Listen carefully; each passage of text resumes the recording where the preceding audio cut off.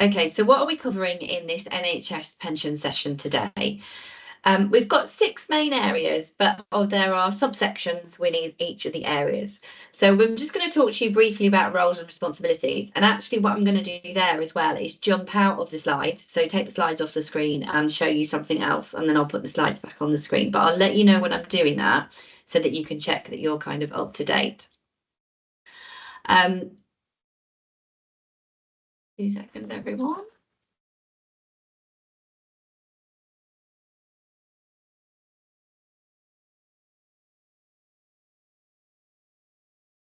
So we're going to look at roles and responsibilities. This is really important. We're going to look at the type of pension scheme because this starts to build upon knowledge about what schemes are and how they work.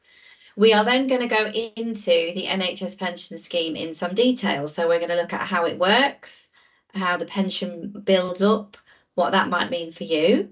We are then going to move on and talk about the McLoud remedy. And then we're going to talk about the total reward statement because it links very closely to the McCloud remedy. So we need to do that first. And then we're going to talk about some of the pension options that you might have at the time that you retire.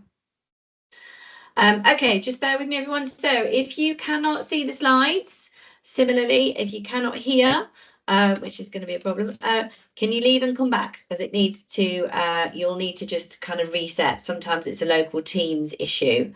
So if at any point the sound goes or you can't see the slides, just leave and rejoin. It's absolutely fine. And hopefully that'll catch up with itself. It's usually a local internet issue. Brilliant. Thanks, Pauline. Sometimes it's just a weird thing with Teams. I can't explain it. I don't understand. Okay. Right. So let's talk about roles and responsibilities. If you haven't attended a session with Laura before, you might become aware quite quickly Laura can be a little bit glib and a little bit sarcastic. It's like her own private comedy stand-up routine. It's just to try and keep people interested, but also to make some points in quite an amusing way. Okay, so just be aware. So roles and responsibilities are really important. I think one of the things that I see quite a lot is that people assume that it is somebody else's responsibility to look after and understand their pension. And I'm going to vehemently disagree with that. Your pension is exactly that. It is your pension. It's your income for when you stop work. It isn't really anybody else's responsibility to understand that and make sure it's okay.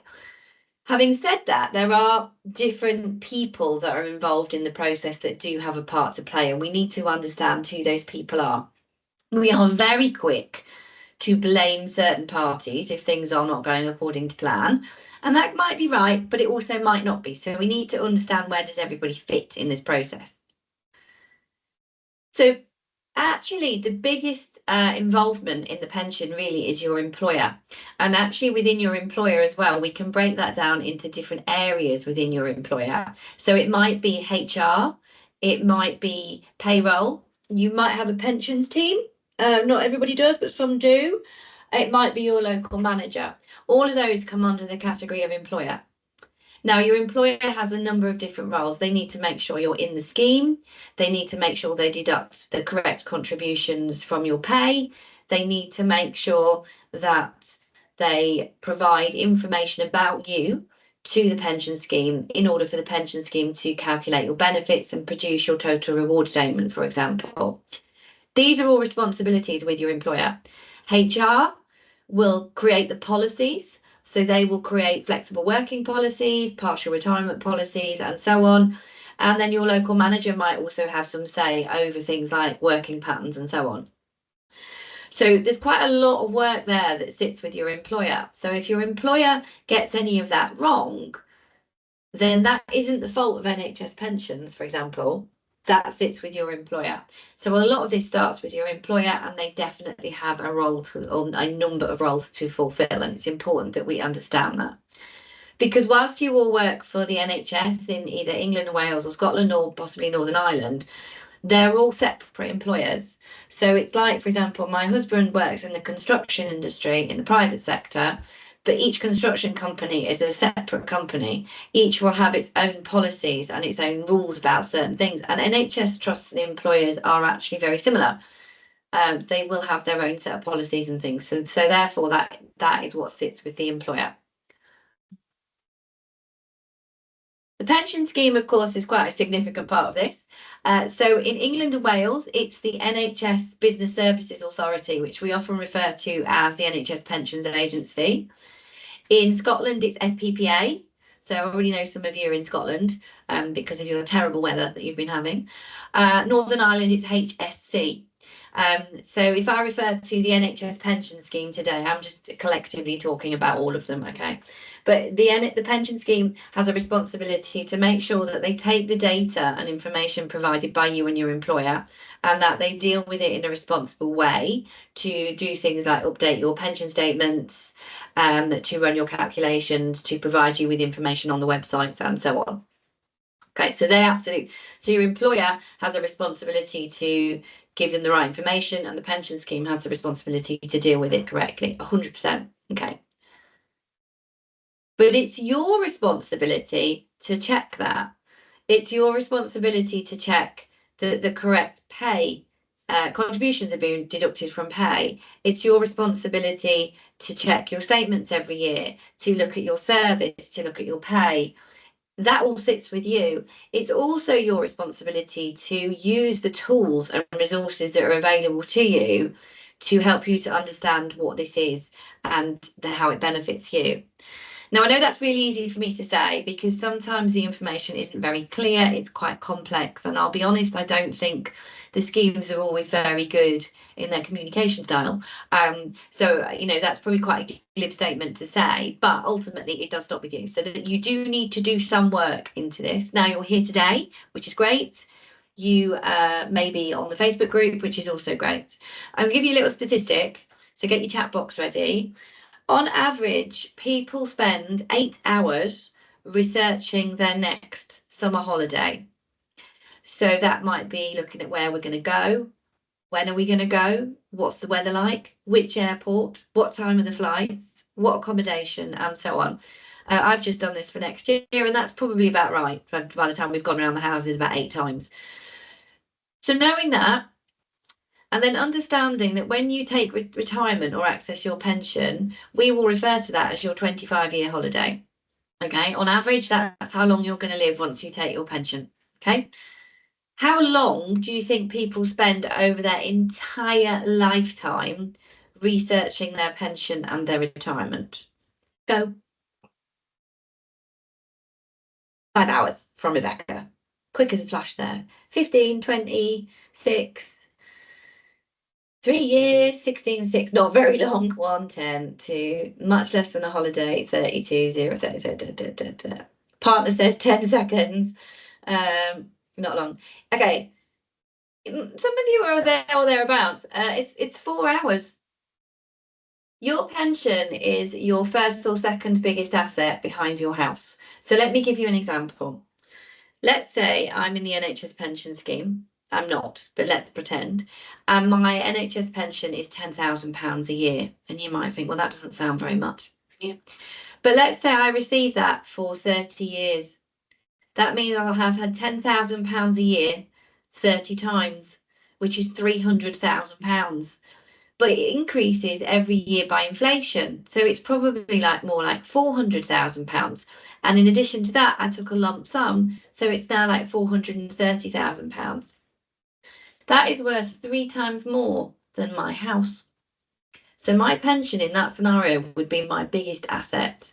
And yet we don't spend the time that we need to exploring it and understanding what it is. This is how important it is.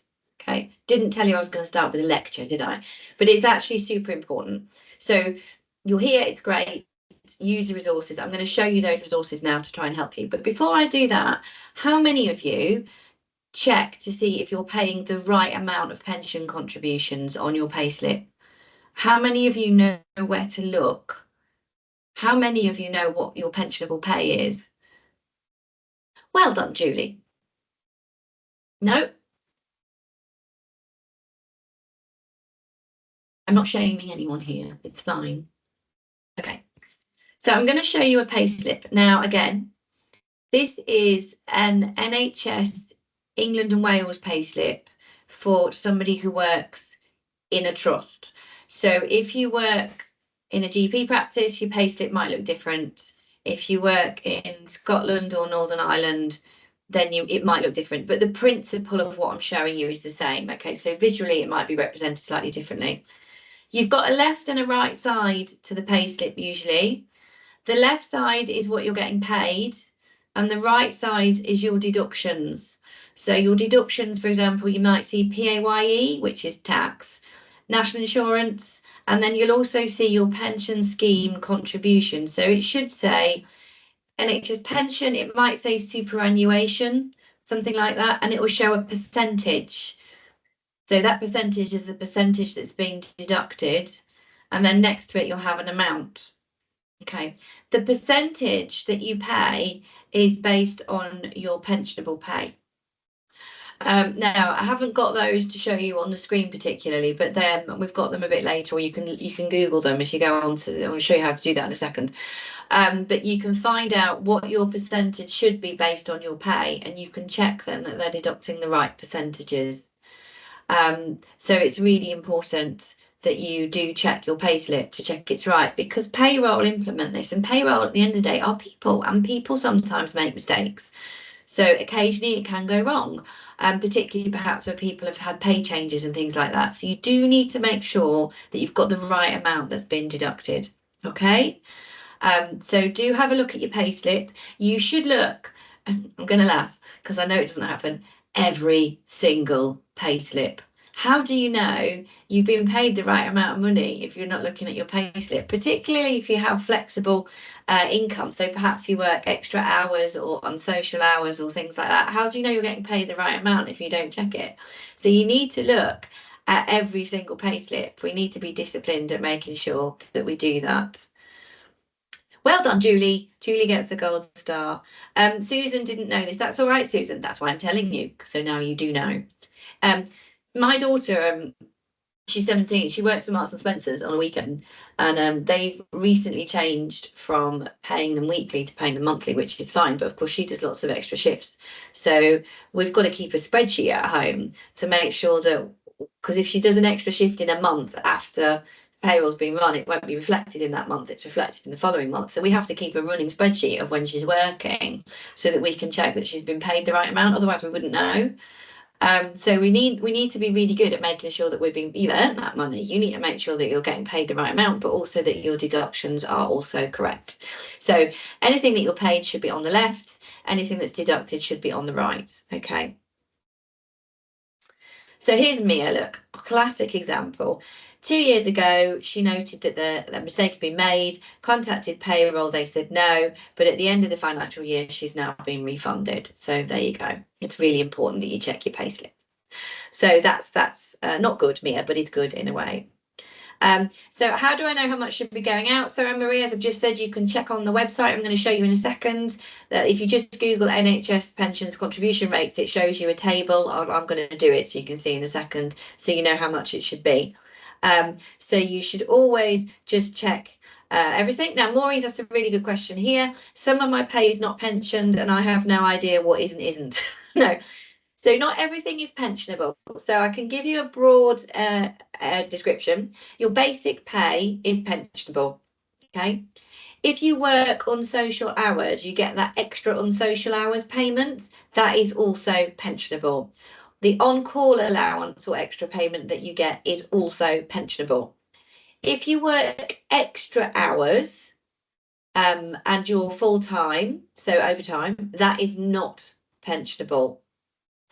If you are a clinical member of staff and you work more than 10 PAs, anything over 10 PAs is not pensionable. Waiting list initiatives are not pensionable. High cost living allowance, if you get that, is pensionable.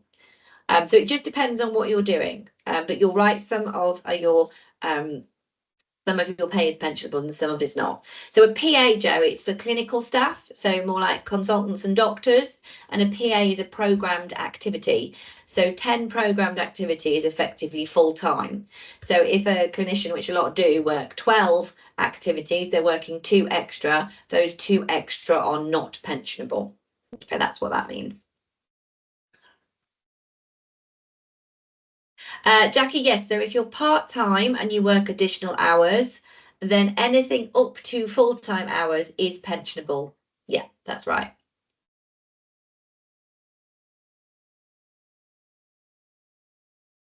Okay. I'm not going to look at the chat for a second because I need to get on to the websites so you can see um, information for you. Now, I'm just going to stop sharing this screen and I'm going to share a different screen. So hopefully, give it a second, you'll be able to see Facebook. Can everybody see Facebook?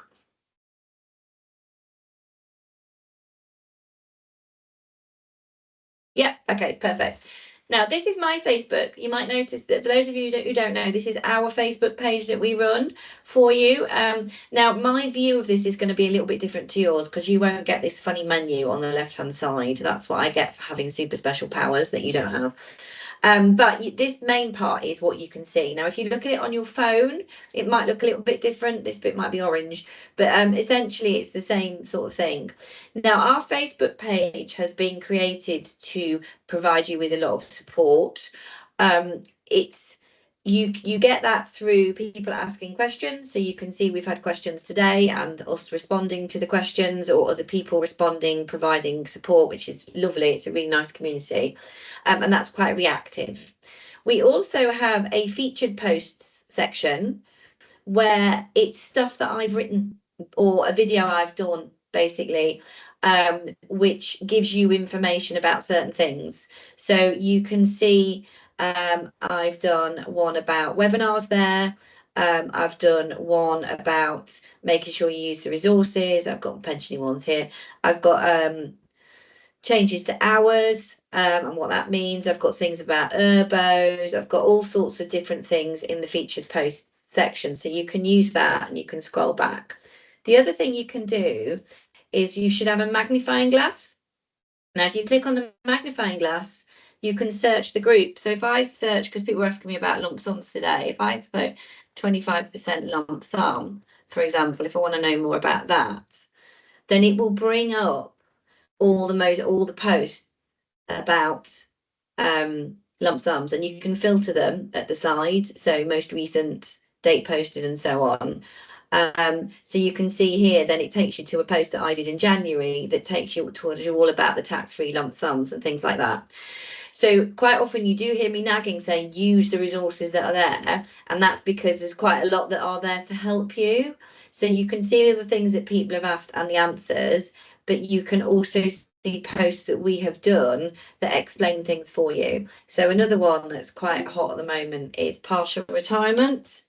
So if I do that, then you get loads of things that come up about partial retirement, and you can see a post that I did there in February. If you keep going, there's another post that I did in July. So you can see it brings up all of those details. So it's really easy for you to find that information really quickly. So definitely use that.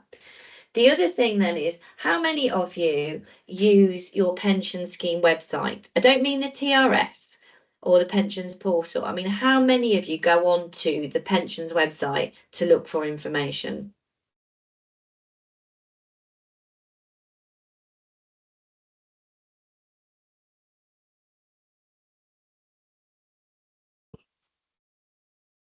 Yeah. Okay. So again, it's not a test, don't worry. Some do, some don't. Okay. This is a great place to go for information. Quite often I'll hear people say, I wasn't told that. Okay. But it's on here. And this is accessible for everybody, and it always has been. And if you look at your TRS, there are links to this website all over your TRS. It is everywhere. You just have to give yourself a bit of time to go through things properly so you can see it. Now, this screen that you can see at the moment is Business Services Authority. So this is England and Wales. And you can see at the top, we've got NHS BSA and we've got NHS Pensions. You've got a link to this in the slides at the back. Member Hub, because you're a member of the pension scheme. And then you've got loads of information. You've got information about McLoud here.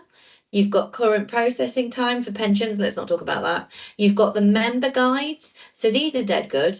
So let's go into the 2015 one. So it's a whole guide. It tells you about the scheme, tells you how it works, tells you the contributions. tells you what your options are for transferring in and transferring out, rejoining. Everything is in those guides. You can see as well, you've got all of these different things down the side. So how to get an estimate, how to pay more. Cost of being in the scheme then, because we've just talked about this. Cost of being in the scheme is your contributions. And here on the website, it tells you, depending on what your pensionable pay is, what your percentage should be. It's so easy to find. Google as well is also your friend. So you can just Google NHS pensions partial retirement and it will bring everything up that you need. So there's a lot of self-service that you can do here because there is information out there for everybody to see. So it's really important that you use that. But really make sure that you use it for yourself as well. If you're in Scotland, I know some of you are, you have the SPPA, which is the Scottish Public Pensions Agency. You can see again, you've got a link to this again at the back, but that's the website at the top. There's a whole section on NHS pensions, joining, leaving, growing, ready for retirement, all of your calculators, everything you want is on that site. So again, you just need to take a little bit of time to make sure that you use these resources that are available to you because they're there for you. They're not there for fun. Nobody's written them for a laugh. They've written them for you to use. And it's really important that you do that. Okay, so your responsibility is this, and the earlier you do it, the easier it becomes because you're just then topping up knowledge rather than trying to start from nothing. So use all of those resources and tools that you've got available. So we've got Facebook, we've got these webinars, we've got the pension scheme website. So all really important. Okay, I'm just going to switch back to the slides. Bear with me.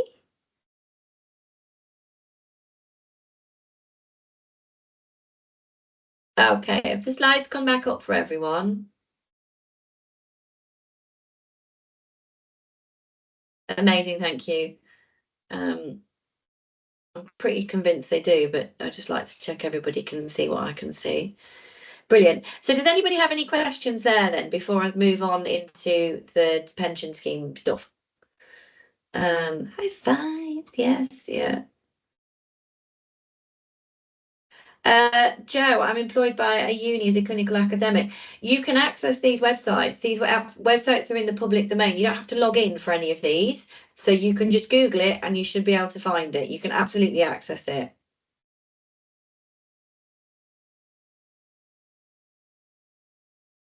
Julie, I've been in the pension since 1996, and as far as I remember, I've not received any hard copies of anything to do with my pension.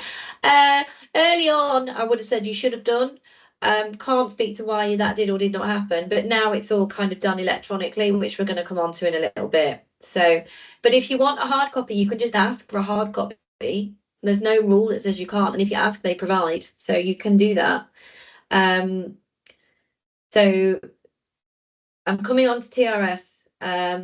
Pensionable pay chart on SPPA. Yeah, there should be, if you go onto the SPPA, the contributions, let me just double check, are on there as well. Yeah, so you can find those as well. Ask who for a copy of the statement. So if you've got, you can ask your payroll people, and if they can, they'll produce one for you. A lot of them can because they've got access to the pension online system, which enables them to produce an annual benefit statement. But if for some reason they can't, which does sometimes happen, then you can ask the NHS Pensions Agency and they can produce a statement for you. Is pension calculated on total pay, i.e. basic and HSA? So Jackie, I went through this earlier. This is pensionable pay. So pensionable pay is usually basic pay. It does include high cost living allowance, and it can include some other elements as well. Again, you now know where to find the information. You can go on the website and have a look if you want to check. Sean, I work for a charity but have continued with my NHS pension. Will this make any difference? No, exactly the same rules apply.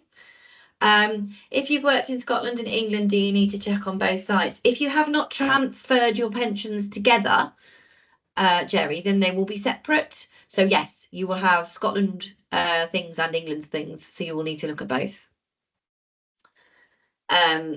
So a TRS, Anne, is a total reward statement. It's called an annual benefit statement for you guys in Scotland. I'm going to talk about those a bit later. Which bit, Claudia, when you say, is this also relatable for local government? What do you mean? Do you mean local government employees who are in the NHS pension scheme, or do you mean local government employees who are in the local government pension scheme?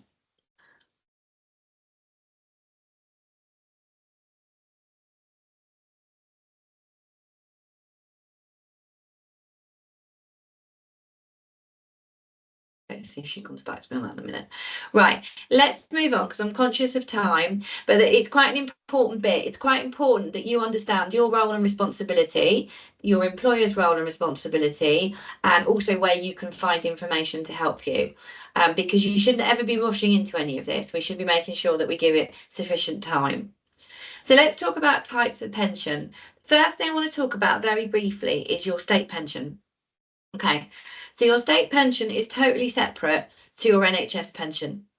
Your state pension is a benefit that is provided by the UK government. I say provided by, it's structured for, but it's based on your national insurance history.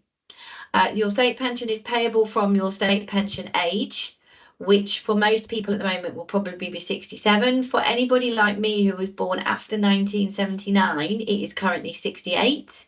So it just depends on when your state pension age is as to when it is payable. You can defer taking the state pension to a later date, but you can't take it early. The maximum entitlement, actually, this is a bit out of date because it changed in April. The maximum entitlement at the moment is about £221 a week. It goes up each year in April with inflation, and it references your national insurance record. So when you get the slides, this little black box here is a link, and it will take you to a state pension forecast. So you should use that if you haven't done so already, so you've got an idea of what your state pension will look like. If your state pension is looking like it will be less than the maximum, then it's possible that you've got some breaks in your national insurance record. That might be because you were overseas, perhaps you didn't work, or perhaps you earned very low amounts. It wasn't over the national insurance threshold. Things like that can cause you to have a lower amount of national insurance. So it's always best to check, and then you can factor that into your planning as well. One thing I will say is that the state pension is classed as a benefit. It is a contributory benefit, but it is a benefit nonetheless, and it has been a social security benefit since the Social Security Act 1946. Many people think that it is a recent change to it being a benefit, and I'm sorry to say it came in after the Second World War, which was its point, if you see what I mean. That means, though, that it can and it does change, and it has. So we've seen pension ages change. We saw some changes in 2016, and so on. So for those of us who will have quite some time to go to state pension age, so in my case, that is currently 24 years, it's quite possible that the state pension will not exist in its current form. So we can't make it a very fundamental part of our planning for those of us that have quite a long way to go, because it probably will change again in the time. But it's good to be aware of it and what it is. So we need to make sure that we check that, and remember that is in addition to our NHS pension. What benefit in referring state is the pension? I'm not sure what you mean, Pauline. Sorry, there we go. Meant to say, is it what is that makes more sense now for you?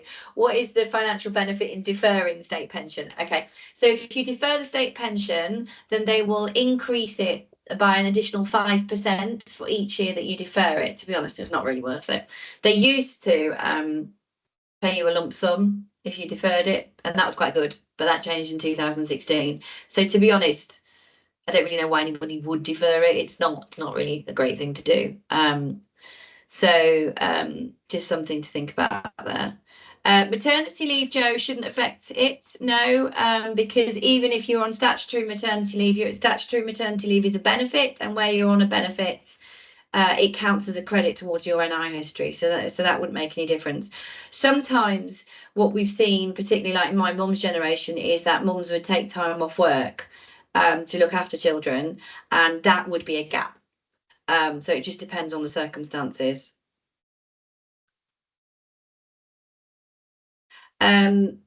Right, Tony, just so you know, I'm ignoring your question because it's not the section that we're on. And as I did mention at the start, that we're going to stick to the section that we're on, just so that I can make sure I keep the session going, okay? Yes, your state pension is still paid to you if you move abroad. You will have to check the tax rules, but yes, it will still be paid to you if you move abroad, 100%. Wonderful. So that's your state pension, to something to be aware of. Right, let's move on to different types of pension scheme in the UK. We're getting there, everyone. There is a reason for this. So when we look at pension savings in the UK, we've got two types. We've sort of split them into two categories. Defined benefit and defined contribution, or DB and DC, as you can see on the slide there. Now, a defined benefit scheme is a scheme that pays an annual income for life, like a salary for when you stop work. And that pension is calculated based on a set of formula or formulas. And therefore, the benefit is predetermined or predefined. And that's where we get the name defined benefit. They are set up with a series of rules, but the pension benefits that are paid out are based on these formulas that centre around salary and service and not really anything to do with the contribution that's paid in. Okay. DC, or defined contribution schemes, work really differently. Defined contribution schemes are basically investments. So contributions are paid in and they are invested. And then the value of that investment can go up or down depending on what else is going on in the stock market. And then when the individual reaches retirement, they have a fund or a pot of money over which they can make decisions about their pension benefits. So there's no guaranteed income for life necessarily. There's no index linking, there's no guarantees at all. It's just about what this pot of money is worth when we retire. So the two work very differently. Now, your NHS pension scheme is a defined benefit scheme, because what the scheme does is it provides you with an annual income like a salary for when you stop work.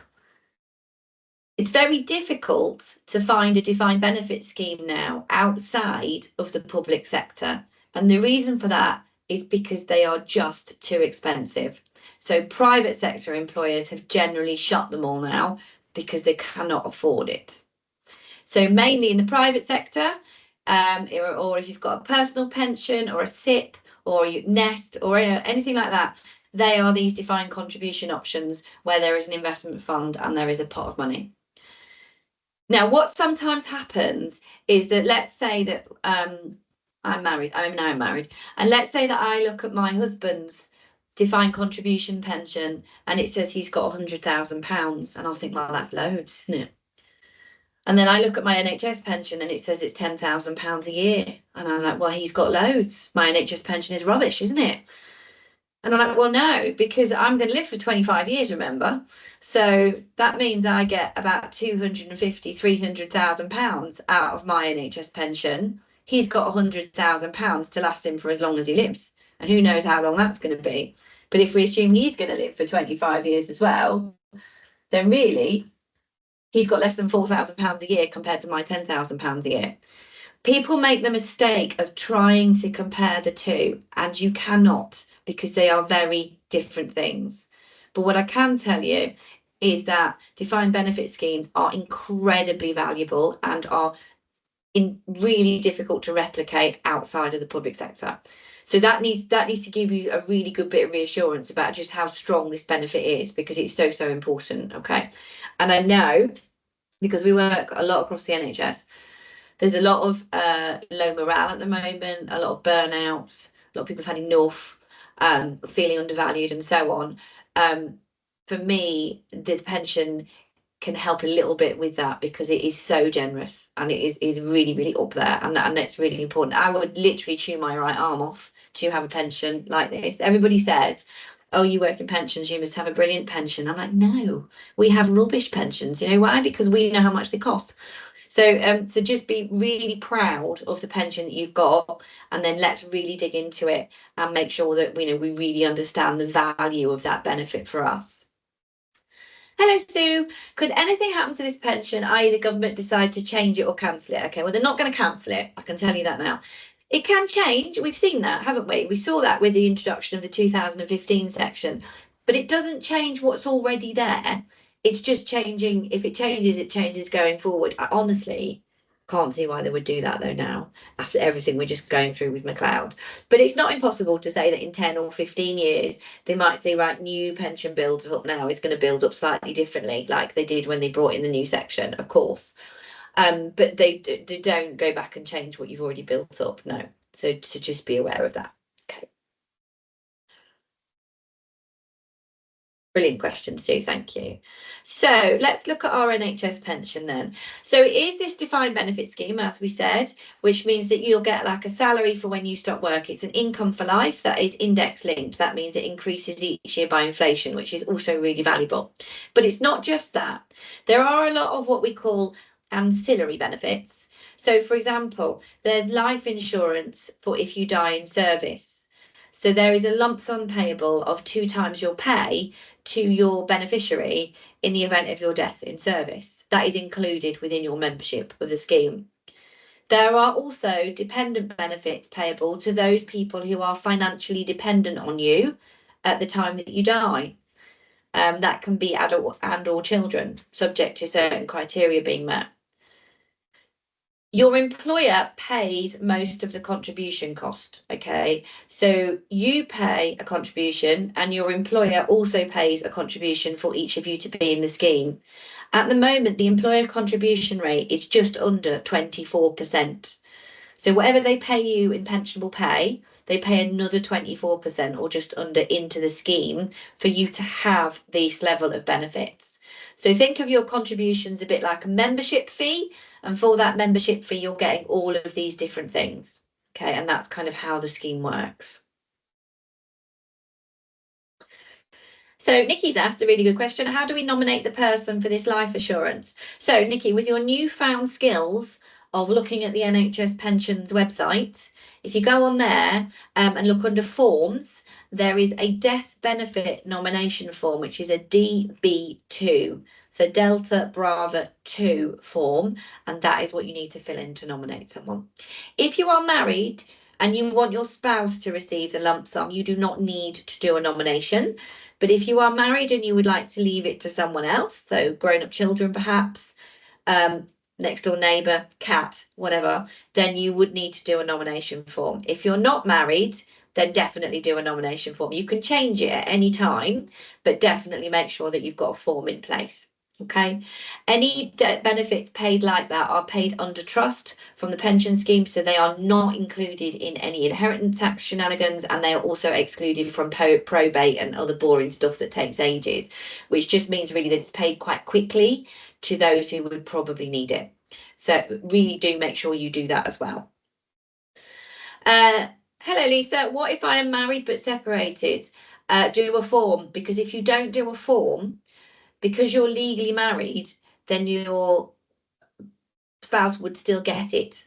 So if you wanted to go somewhere else, do a form. I had to do this when I got divorced from my first husband. I've only had 2 husbands, by the way, so it's not like a Joan Collins situation.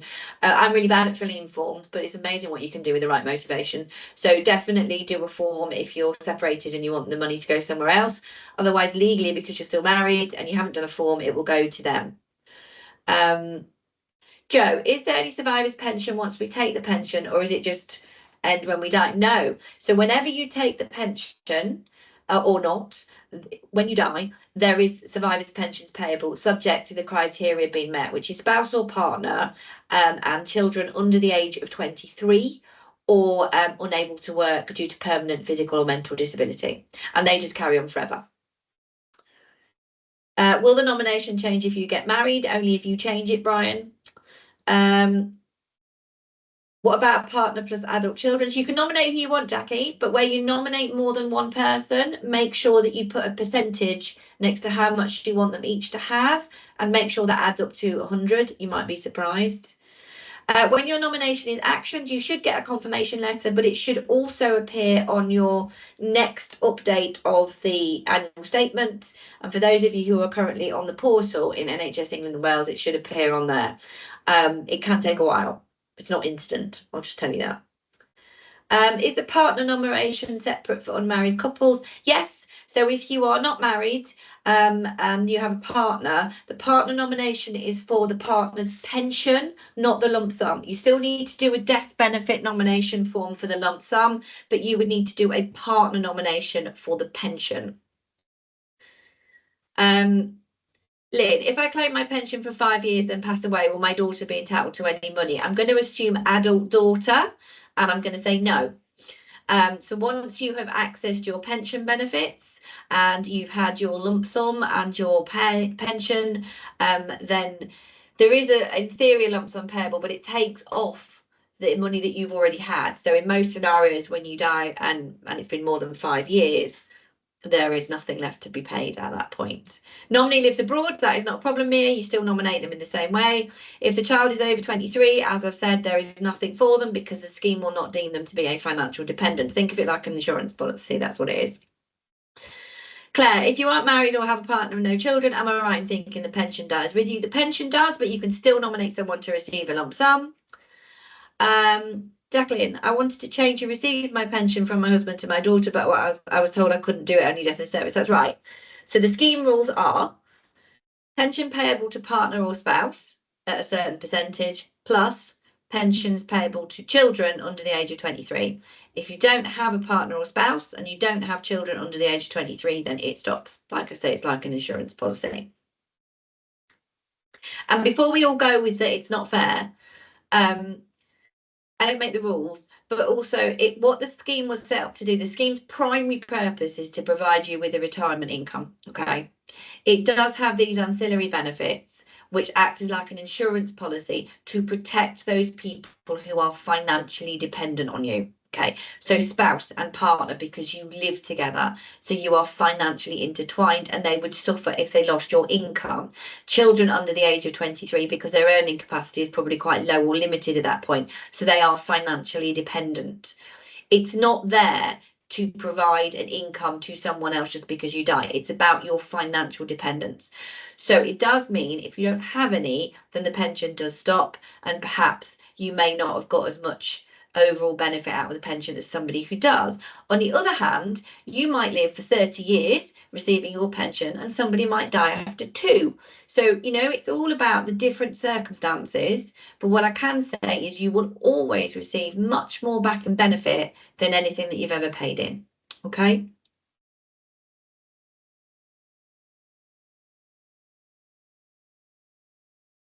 So there's, as I said, Lynn, there is still a lump sum payable if you haven't claimed any money. So that's why you need to do the nomination form. Sean, can I clarify? I have young adult children over 23 with autism who are unable to work. So they, in that circumstance, because they have a permanent disability, that means they cannot achieve gainful employment, they would continue to receive the child's pension because they would continue to be financially dependent on you as a spouse would have been. So yes, in that circumstance, yes. You can nominate a partner for the lump sum if you don't live together. For a pension, they usually ask you to be financially interdependent. So that would typically mean living together. It doesn't always, but it does usually. Okay, are we good? Super. Right, let's go into the NHS pension scheme then. So we know where we are, don't we? We know whose responsibility it is and where we find information. We're also all going to run off and check our pay slips after this. We know now that the NHS pension scheme is a defined benefit scheme. We know the other benefits it provides. Let's talk about how it works. Now, what I'm going to talk about at the moment is those of you who are what we call in the officer section. Don't get too hung up on it. It basically means you're not a GP or a dentist, okay? If you're a GP or a dentist, we're going to talk to you in a minute, okay? So anybody who's not a GP or a dentist, but is anything else within the NHS, this is what we're talking about.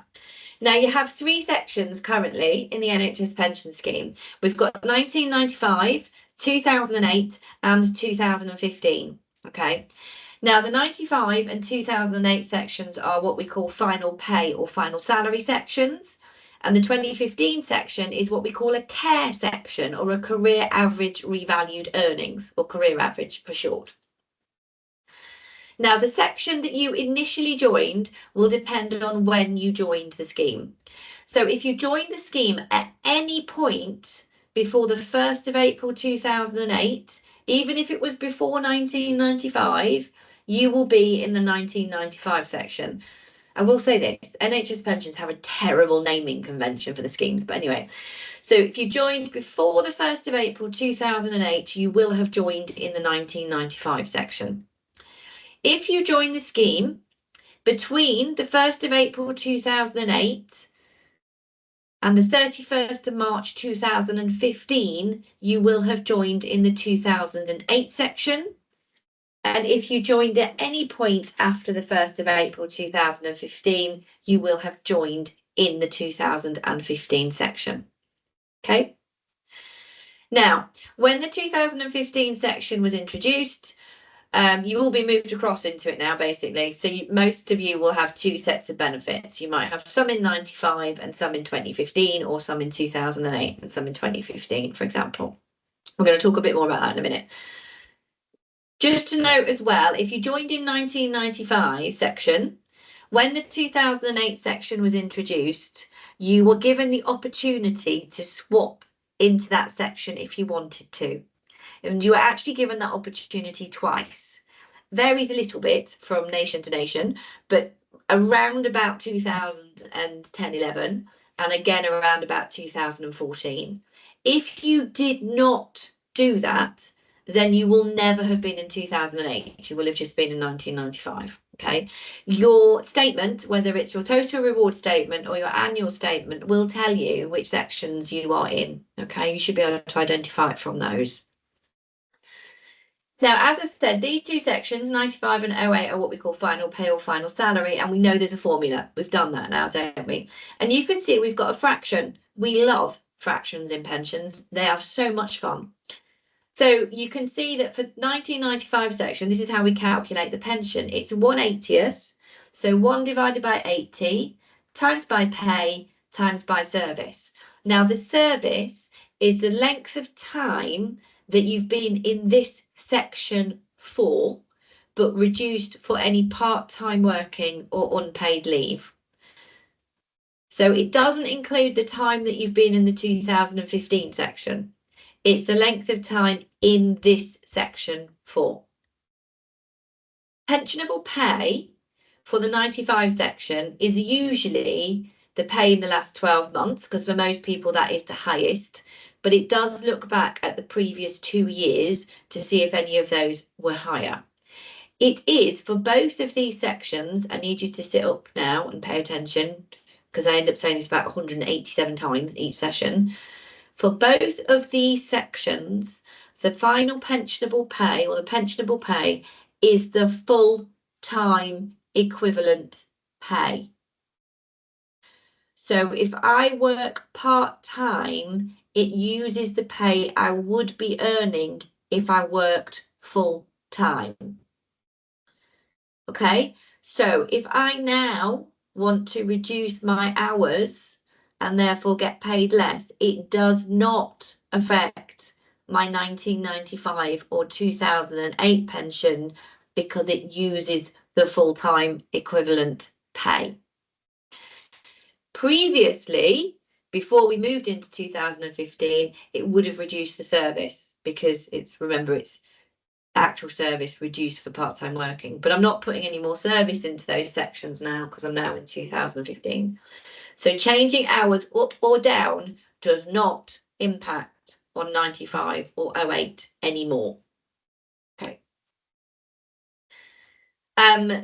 Lauren, how do you work out your service? So I'll say it again, Lauren. It's the length of time that you were in that section for. So when did you join? Up to the date that you moved into 2015 in years and days. And if you've ever worked part-time, you've got to reduce the service for part-time to take account of that. The best way to check is to ask either NHS Pensions or your pensions person at work for an annual benefit statement in England and Wales, and that includes a membership statement which will show your service and when you worked and where and whether you were full or part-time and so on, so you can have a look at that. Okay, so for 1995, it's 1 divided by 80 times by pay times by service. If you look at your statements, it will also tell you what your service is. With the 95 section, we get a lump sum in addition to the pension, which is 3 times whatever the pension is.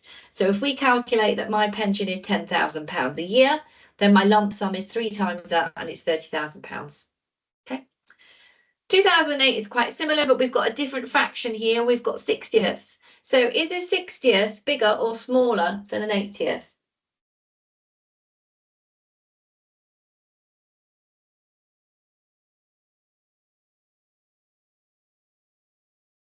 Anybody? Bigger, thank you. Well done, fraction people. So the way I explain it is think of it like a cake.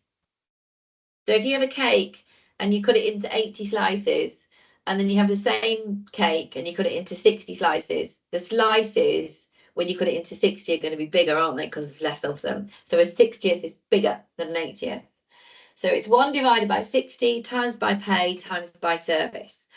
Now for 2008, you don't get an automatic lump sum typically like you do in 95.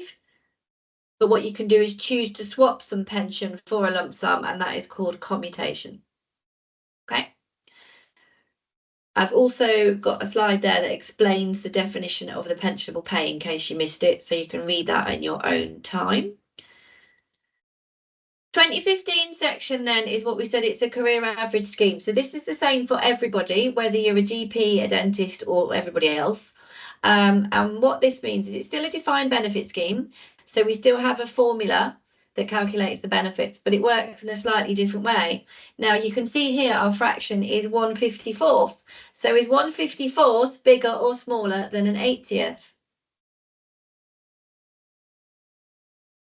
Hurrah! Right, there we go. Yes. So that means that the 2015 scheme grows much quicker every year than the 1995 does. Newsflash. Okay. Now, the way that these schemes work is it works like building blocks. So we calculate the pension based on 1/54th of your pay each year. So let's say, because I'm going to keep it straightforward, that my pay is £54,000. If I divide that by 54, that means I've got £1,000 per annum of pension in the 2015 section. And the following year, we do the same thing again. So we look at my pay, and let's say it's not changed. Let's say it's still 54,000. I divide it by 54. That's another £1,000. So I add that on to the £1,000 that I've already got, and I've now got £2,000 per annum of pension each year in 2015. And the following year, we do the same thing again, and so on and so on. Now, the 2015 section is also linked to inflation. So it increases every year by the increase in the consumer price index plus 1.5%. So in April 2023, it went up by 11.6%. And in April 2024, it went up by 8.2%, both of which were significantly higher than any pay increases. So this pension grows at an absolutely rapid rate. Now, similar to 2008, it doesn't have an automatic lump sum, but you can choose to swap some at retirement. I've got a little chart to show you. So you can see here, I'll do it slowly. If you look at the different colours, in year 1, we've got the pension built up of 1/54th of pay. So that's like my £1,000. The following year, I got that £1,000 again. I've got another £1,000, which is another green box, and I've got inflation added on. So you can see my pension jumps up. And the following year again, and you can see that's how it grows every single year. Okay. So that's really important that we understand how 2015 works. I am coming to the questions. Just one other thing I want to say, NPA. So NPA is the normal pension age. It's the age at which we can access the pension benefits without them being reduced for early payment. It is not the mandatory age. It's not the age that we have to take the benefits. It's not even the earliest age that we can take the benefits. It's the normal age that we can take them without a reduction for early payment. For 1995, it is typically 60 unless somebody has a special category. So that would usually be special class status or mental health officer status. Please don't ask me what that is. If you have to ask me, then you haven't got it. Let's put it that way. For 2008, it is 65. And for 2015, it is state pension age. Oh, hello, state pension age. Okay. Now, Let's say that I want to take my 2015 pension at 60, but my state pension age is 68. That's fine. I can do that. So I'll say, hello, pension scheme. I would like my 2015 benefits now, please. And they'll go, oh, that's great. But we thought we were going to pay them to you from 68. And I'll go, yeah, but I want them now. And they'll go, okay, that's fine. But we would have given you £12,000 a year at 68. But you're now taking them 8 years early. Yes, yes, I am. So we're not going to give you £12,000 a year now. We're going to give you £9,500 a year instead. And I'll go, okay, that's fine. Thank you very much. And the reason they're going to give me £9,500 instead of £12,000 is because I want to receive that money for an extra 8 years. So they're adjusting the amount down to apportion it over a longer period of time. Quite often you'll see it on the Facebook page, and I hear it all the time, I'm losing out for taking it early. I'm being penalised for taking it early. No, you're getting your money, but you want it over more years, so it gets adjusted down to reflect that. So what we must do when we're looking at our NHS pension and when we're looking at our finance planning is look at what do we want to do and can we afford to do it. We already know now that 2015 grows much quicker than the other sections. So what we shouldn't be doing is going, well, I don't want it early because it's less. I'm like, right, but it was more to start with. So even though it's reduced because we're taking it early, it can still be more than what our 1995 would have been had we not changed. And nobody appreciates that. Everybody focuses on the age and says, well, it's rubbish because I can't take it until I'm 107. And it's like, well, no, actually, that's not the case at all. Yeah, but then it's reduced. Okay, but what's reduced? The pension. Okay, but how much is the pension that gets reduced? Well, I don't know. So we need to make sure that we really understand the principles and the concepts behind what's happening before we start making our decisions. Does that make sense?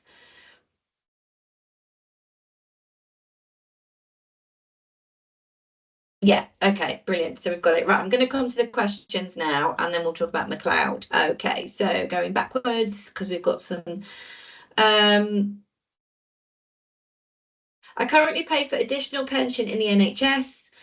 This is Dale. Does it go to 95 or 2015? Could be either. It depends on when you started it. If you started it before you moved to 2015, it will go into 95. But if you started it after you moved into 2015, it will go into 2015.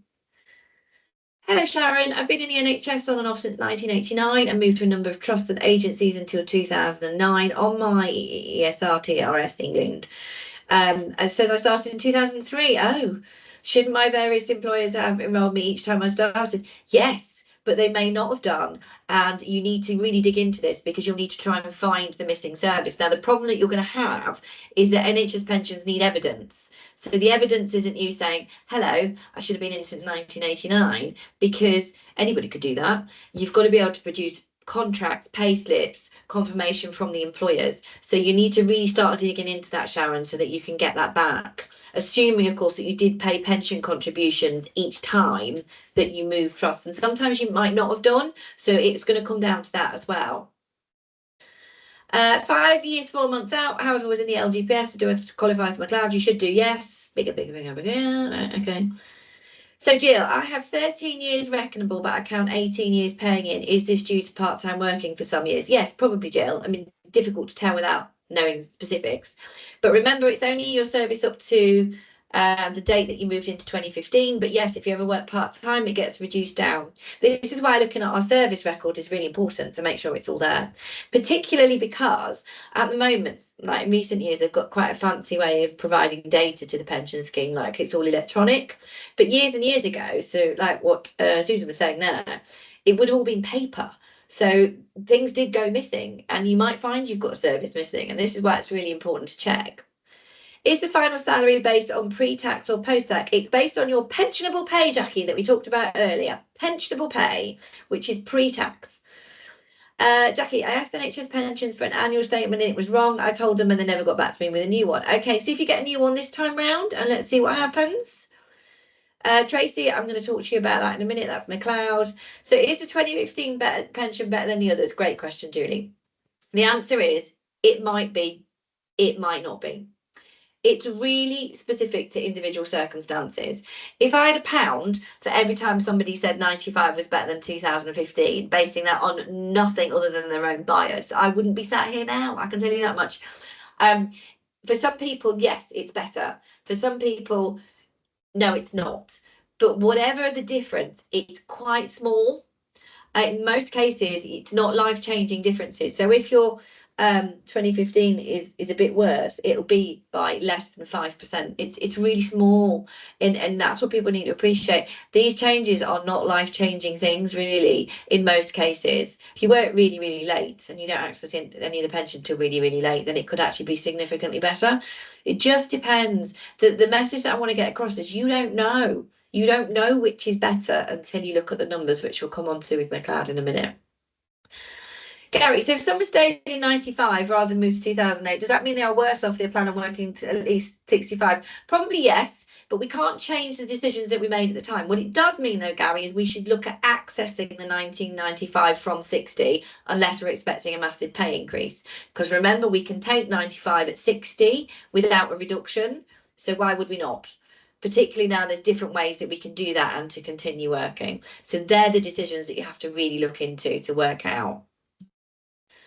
I had MHO status when I started in 2000, but then I lost it. You wouldn't have had MHO status in 2000, Joe, because it stopped in 1995. Which is better, 95, 2008 or 2015? You're planning at retiring at state pension age. So Gary, if you think that you didn't want to access any pension until state pension age at all, 100% 2015, because it grows so much faster. We've already seen that. And it's not reduced its state pension age at all. So significantly more would come from 2015 if that's what you wanted to do. Jennifer, I joined 95 SPPA, don't remember changing to 2008, then you probably didn't. On my SPPA pension page, it shows two graphs for 95, one which shows commutation. Does this mean I moved into 2008? No, it does not. It means you're in 95. Commutation, remember, is about swapping pension for lump sum. So even in the 1995 section, you can swap some of the pension for a higher lump sum. So it's just, if you look at it, what you'll see is one's got a higher lump sum and a lower pension than the other, and it's just showing you the example for swapping that around. Christopher, if I take partial retirement at 60 with lump sum 95 and 2015, right, I'm going to come on to that because we're not doing partial retirement now, are we? That's later. If you leave NHS rather than take 2015 early, can we leave it there without being reduced? Yes, the reduction only comes in because you're physically receiving that money earlier. I've worked in the NHS with no break since 1992. Do I have special class? I don't know, Emma. What do you do in the NHS? Because it's role-based. You need to Google it, search the fact sheet. Nikki, having started the NHS in 1990, can I then retire at 60 and get both pensions until I die? 100%. If that's what you want to do, yes. Confirmed I have special class, but my final salary statement says normal pension age 65. That feels to me like you're in 2008 then, Pauline, which would say not special class. So I would double check that. That feels a bit wrong. Jackie, is it worth paying additional contributions? Come on to that later. I have 4 years frozen in the 95. Can I access at 60? Absolutely, Sally. Definitely do it if you're deferred, 100%. On SPPA, I've not had an annual statement since 2022. So Patricia, no, I'm coming on to annual statements. Stop asking me about them now because we're not doing them, are we? What was the brief at the beginning? Wait. I need you to wait. Thank you. Well done, everyone. Who's on the wine now? Right, McLoud. Let's go. Who knows what McLoud is? Anyone?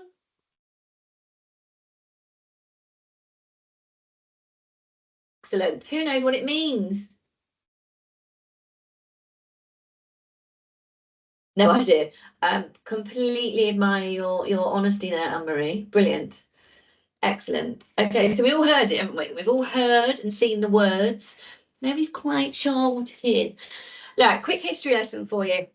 Right, back in 2011, there was a wider review of almost, Tina, yeah, there was a wide review of public sector pensions. Okay, so public sector pensions is not just the NHS pension scheme, it is civil service, teachers, police, fire, judges, and so on. So there was a big review, and that review is sometimes called the Hutton Report.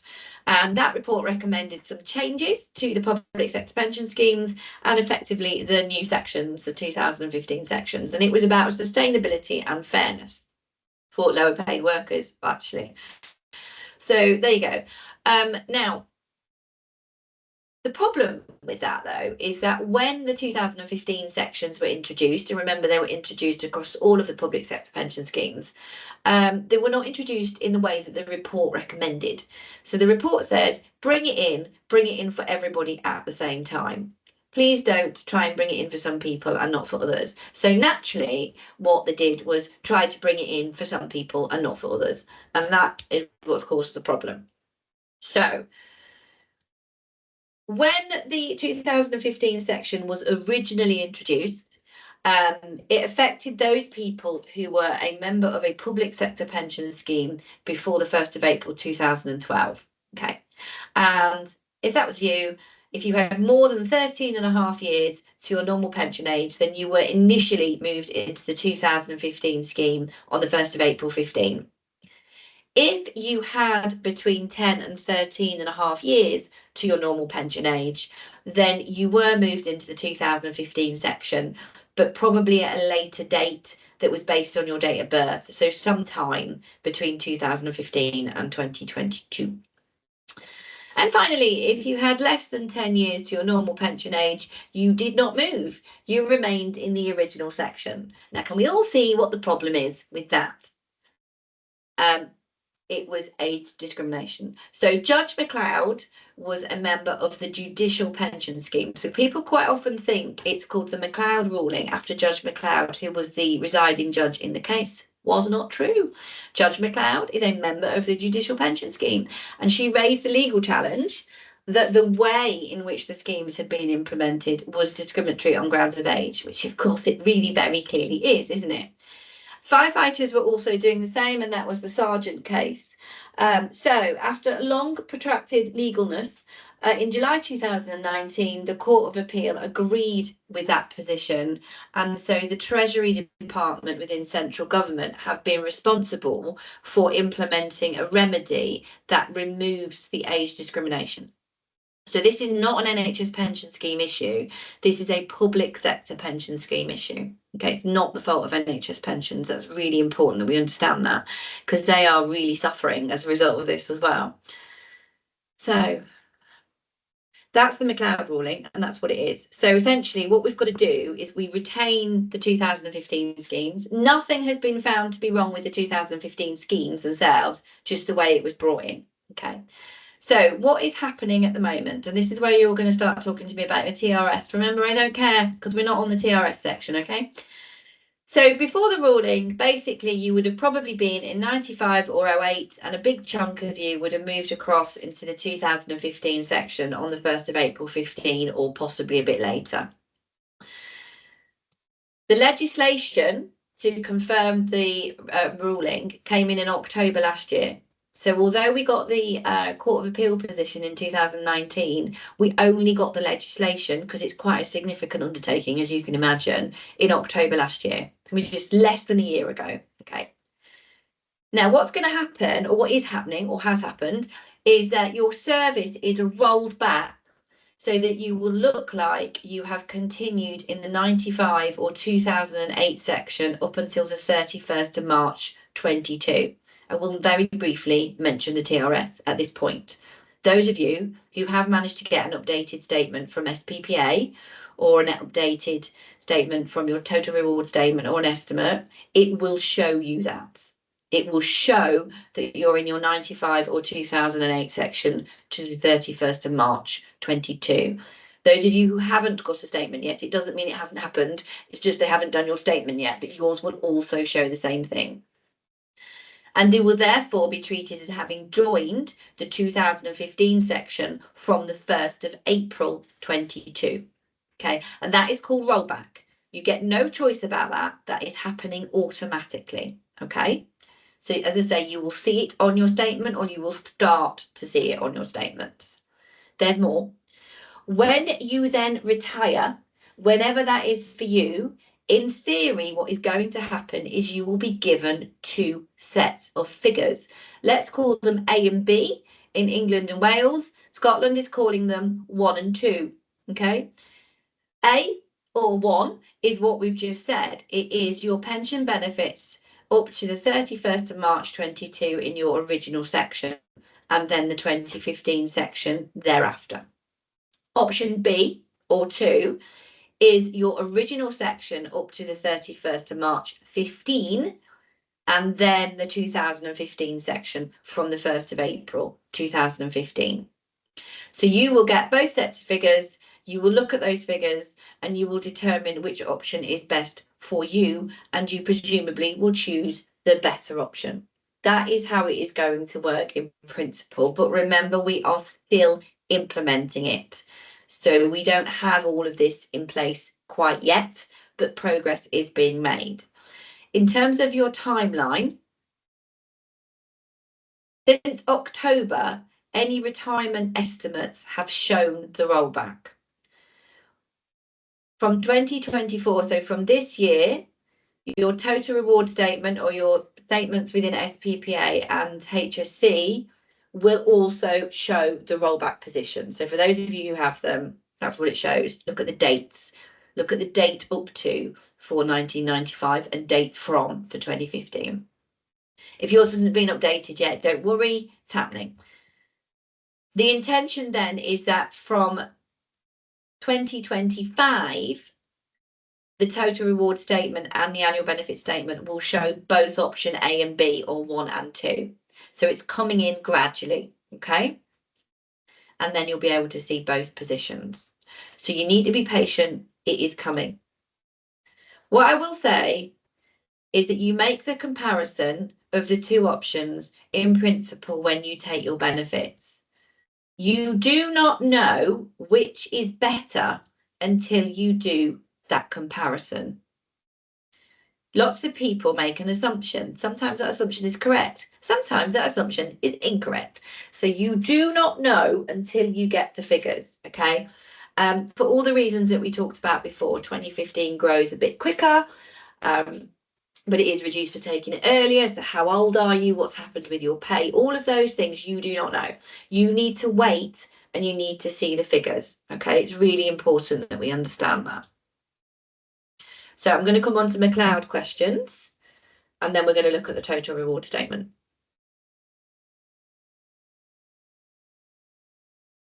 Karen, I was in 2008 until February, then left the NHS, returned to NHS in June 2016. Will McCloud apply to me? Yes, Karen. So what should happen is you will be put back. It was only a short break. So you will be put back into the 2008 up until 2022. Maria, joined the NHS in 2014. Am I going to be the offered choice? No. So because if you remember what we said at the beginning of the McLoud section, Maria, it affects those people who were in the scheme at 2012. Because you joined in 2014, the McLoud rollback doesn't affect you. And that means that you'll have a little bit in 2008, but the rest will be in 2015 from 2015, and it will stay like that. And the reason for that is because for anybody who joined after 2012, when you were moved across, it wasn't based on age. So you were not caught by the age discrimination. Leslie, do you get the two sets of figures after submitting the AW8? No, because the AW8, for anybody who's seen it, is the form that says, I want to take this much lump sum. I want to take my 95 benefits or my 2015 benefits. You can't fill in that AW8 with that information if you don't have the figures. So it should be given to you beforehand. Now, at the moment, you won't get both sets of figures in England and Wales because they can't do it. At the moment, you will get the rollback on the estimates. And then the intention is that for retirement, they did say from the end of the summer, but I'm a bit cynical about that. Then they should start including both options on estimates. So at the moment, no, you will not get. You'll get a retrospective choice that will be given to you. So anybody who's retired, ill health, normal retirement, early retirement, died from April 15, they also need to be given this choice. And of course, they haven't had it. So the first thing that the pension schemes have got to do is contact all of those people and recalculate their other pension option and give it to them. Now, they have until April next year to do that. And for NHS pensions, it's over 350,000 cases alone. So that is where they are concentrating their efforts at the moment. So we just need to sit tight, okay? It's not the fault of NHS pensions. They have taken on 200 new staff to try to cope with what is happening. We really do need to try and be patient with them if we can. Okay, I know it's hard because we don't like ambiguity when it comes to our pension figures, but you're just going to have to. There's nothing else you can do. Right, so does this mean if I change from 2015 to 2008, the amount would alter in such that the realisation would be deducted and then go down to 1/60th? Yeah, so what happens, Sue, is that the bit in 2015 gets put back into 2008, and those years and days are then calculated on the 2008 basis, so 1/60th as opposed to 1/54th, but with a retirement age of 65 instead of state pension age and so on. It literally just switches back across to follow the scheme rules. If my husband took early retirement on medical 10 years ago, will McLoud come in? No, because it was before, wasn't it? So remember, the 2015 section didn't come in until 2015. So if he took medical retirement 10 years ago, that was 2014, so it doesn't affect him. Louise, problem with SPPA is getting figures. I know. I was 55 in May, not sure whether to take it or hang on in case I get a higher band in work. I mean, that's a different issue, isn't it? But the SPPA do have a few calculators you can use online to give you an idea. If this is only just being rolled out and I intend to retire in March, how will I get to know what my figures are? Right, Julie, I think I've covered it, but I'll cover it again. How does anybody know at the moment? Nobody does. You will get the rollback position. That is your set of figures. You will make your decision on those figures. You will then get a retrospective set of figures, and you can stick with the option you chose with rollback, or you can take the other option. I assume you wouldn't take the other option if it was lower. Do you see what I mean? And remember what I said before, the figures are not significantly different on the pension. So you can make your decisions now and know that it will either be the same as what you're deciding on or more, because you're not presumably going to swap if it's less. I was a deferred member in 95. When can I expect to see the rollback on the TRS? I don't know, Amanda. They're being rolled out gradually. So as I've mentioned before, some people have it now, some people don't. They're hoping to get them all done by tomorrow, but whether they do or not, I don't know. So just keep checking. Lorna, I'm in 95 in 2015 and hope to take both at 60. I thought it would be best to roll McLoud back into 95 to minimise the reduction. Is this correct? I don't know, Lorna, and I'll say it again. I'm going to keep saying it. I don't know. You don't know, because of all these issues on this slide here. What's happened to your pay, and what has inflation been like compared to your pay? What is your service like? We don't know. We just don't know until we either do the analysis, which we do, or you wait and you get the figures. That's all I can tell you. Should health take a bearing on making the decision whether to take the rollback or not? 2015 may be high, but if poor health, might take it early during 60. Quite possibly, yeah, 100%. These are all things you've got to decide. SBPA 95 statement to March 22 states normal pension age of 60. However, MHO status have certificate dealing from this. It might be an error, Michelle. Sometimes the statements went a bit mad when 2015 was introduced. I would just contact them just to double check that they still have that on your record. Maureen, I would like to take partial retirement in February at 57, but been told SBPA statements will not be out until March, April, so it's a bit of a leap in the dark. Use the calculators. Remember the website I showed you earlier? There's a retirement estimator calculator on there. There's also a McCloud rollback calculator on there. You can use that. The idea, Katie, is yes, the statements are usually updated in August. It might drift into September, but you should all get the rollback figures this month. Adele, I've requested an estimate, but only stated to take 95 as I'll be 60 in April. Do I need to request again to include 2020? No, it'll be included anyway.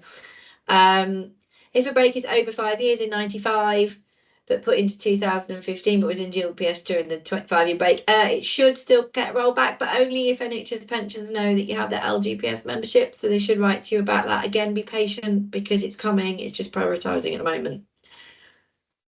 So if thinking of partial retirement shortly, plough on. Yes, 100%. Because if you can't afford to retire now on the set of figures you've got, it's not going to fundamentally change when you get the other figures. You either can or you can't, okay? Won't the lump sum be significantly different on rollback? Very sensible question, Lauren. Yes. So if you're in 1995, your lump sum is 3 times your pension. So the longer you have in 95, the more the pension is, which means the more the lump sum is. So with rollback, it will push up the standard lump sum. But don't forget, 2015, you can swap pension for lump sum. So actually, the other option could be better if the 2015 pension were higher and then you switch it across for lump sum. Again, you don't know.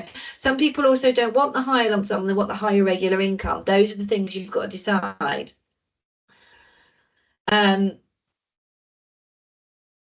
It's all right, Adele, I know what you meant. Laura, you're incredible covering all this and answering all these questions. You are fine. Does anybody need a wee stop? Because honestly, you don't have time for one. No, there is no wee stopping. No, we're going to keep going. Okay. I'm not trying to be dismissive of any of the questions, but I need you to kind of just process some of what we've said. It's quite fast moving. Go back and watch the recording again. Your statements are being updated at the moment for rollback. Let's talk about the statements. Now, this is where I'm going to absolutely let you down. And I apologise because I sent the slides out and did the slides this morning. And I sent them out about lunchtime. And then all over Facebook was like, oh, they've updated some of them. So my TRS I'm going to show you is really out of date. And I'm really sorry. But it doesn't change the messages I'm going to give you. Okay, it doesn't change the explanations behind what things are. It's just a bit out of date. Sorry. Not good. Okay. So let me have a look. McCloud does incorporate added years. Yes, if you had added years, that was only available in 1995. It ceased to be a thing in 2008, but you've been able to continue with them. They would have continued even when you moved across to 2015. So yes, absolutely, all of 95 still includes added years. You're welcome, Jackie. Have a drink. Maureen, would it be possible to go a video if the PR calculator on SBPO website? I've done it and I don't understand the figures. I watched your original video and that helped a bit. So you've watched the video, Maureen, but you want another video. What do you want the other new video to say? Since we've been live on air, Diane's TRS is updated. See, you can see why I'm out of date. Right, total reward statement. Okay, so very sorry, Scotland. The total reward statement is an England and Wales thing. You will have your annual benefit statement. Now, some of you in Scotland only have a statement up to 2022. This was asked earlier. That is fine. Do not panic. The SBPA did not produce them in 2023 because of McLoud. Okay, so nobody got one really for 2023. There is a message on the website that says that, which you now know you can go and look at because you know about the website. They are in the process of updating them for 2024, the same as England and Wales are. So Scotland started last week. Some of you might have 2024 statements, some of you might not. It doesn't matter. They are doing it, okay? The same in England. Some of them are updating. Diane's has just updated as we have been talking. So if it hasn't updated yet, don't panic. It's going to update. Jennifer, if you've got one that out of date, 2021, that needs querying, but I would wait till the end of next week to see if you get a 2024 one. If you don't, go and speak to your employer because it's their fault. There's something they're doing or not doing that is not updating the statement. Okay. So just those of you who haven't had one for a long time, or you're still waiting, or you're getting a bit pissed off, just give it another week and see if it appears. Because it might run through. Now they're doing rollback for everyone. You might find it all suddenly fixes itself. It might not. And if it doesn't, after another week or so, then go and speak to your employer. Total reward statement comes from ESR, which is the electronic staff record, which is the responsibility of your employer. So that is where you need to go. Okay. Maureen, sorry, just jumping around, the partial retirement calculator, it's one or the other. I did do a separate post to say, just to avoid the confusion, it's one or the other, not added together. Okay, you might miss that. Okay, right. I can't get into the what you can and can't see. Okay, I can just give you the basics. Some of you, well, in England and Wales will be able to access the new My NHS Pension online portal. That will also update. Now, I understand that's going to update in September, so a little bit after the total reward statement. Some of you can access it at the moment, but it tells you absolutely bugger all, right? It's because it's still new and they're still rolling it out. Again, don't panic.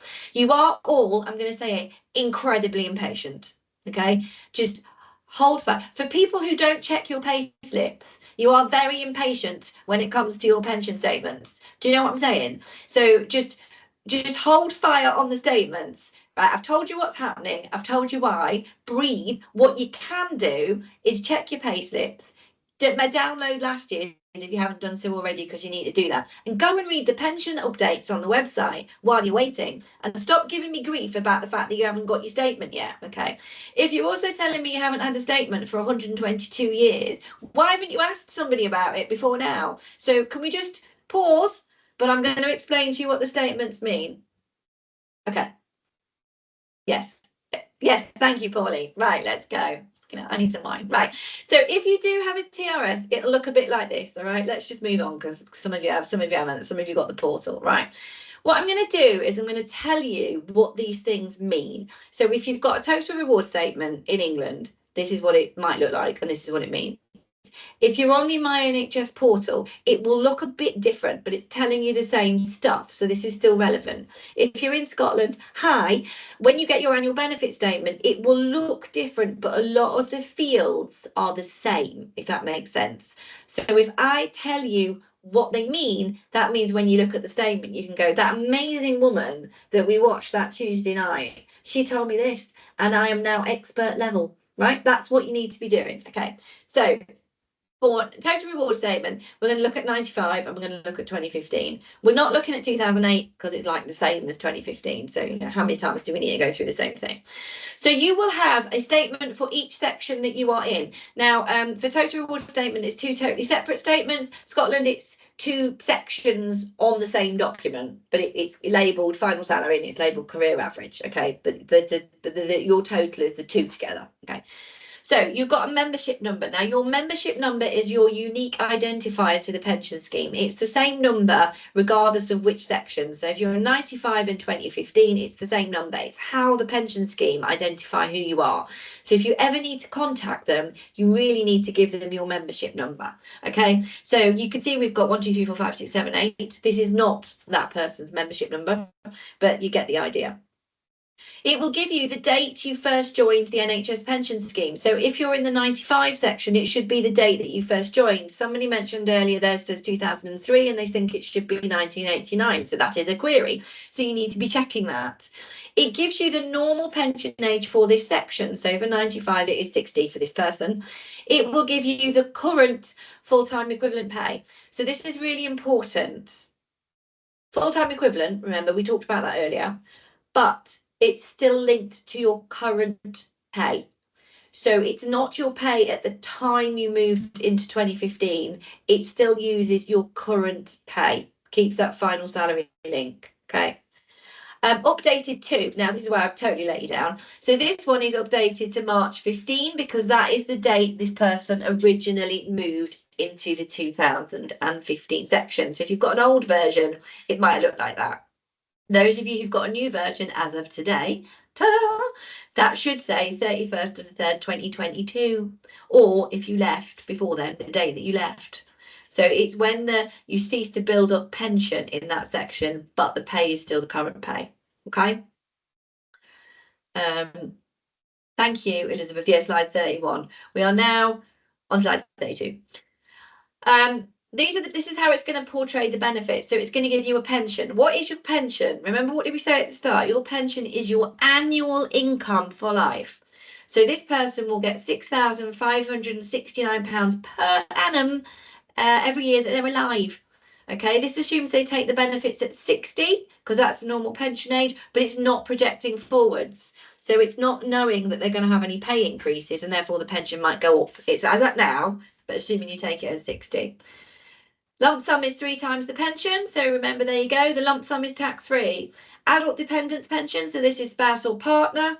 Reckonable service. Remember, that's the service that we use to calculate the pension. So it's the length of time in this section 4, but reduced for any part-time working. Calendar length is literally what it says. Hypothetical annuity cost is interesting, but also slightly pointless.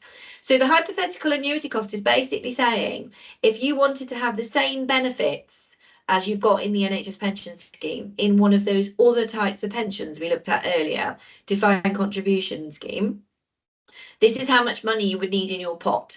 So for this person to mirror their NHS pension benefits in a defined contribution scheme, they would need £323,000. I'm going to tell you now, they have not paid anywhere near £323,000 in contributions. So it's just to try and show you the value of the pension benefits compared to us poor people in the private sector.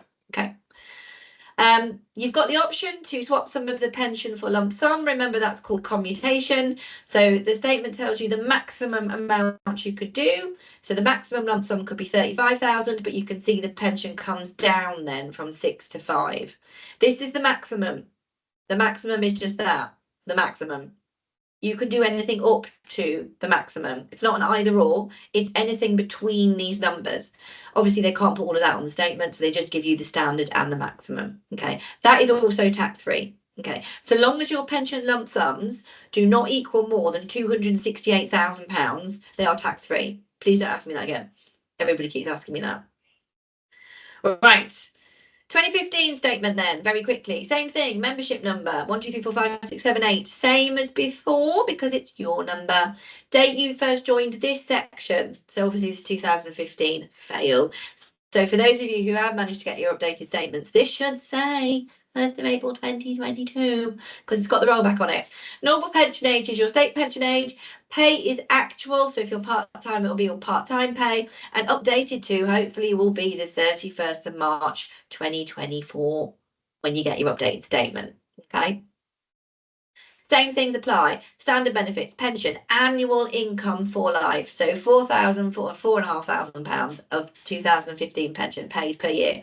Again, assuming it's taken at 60, but not adding anything new on. So if I've got another 10 years to go working, it's not taking account of those future years. This is just as it is now.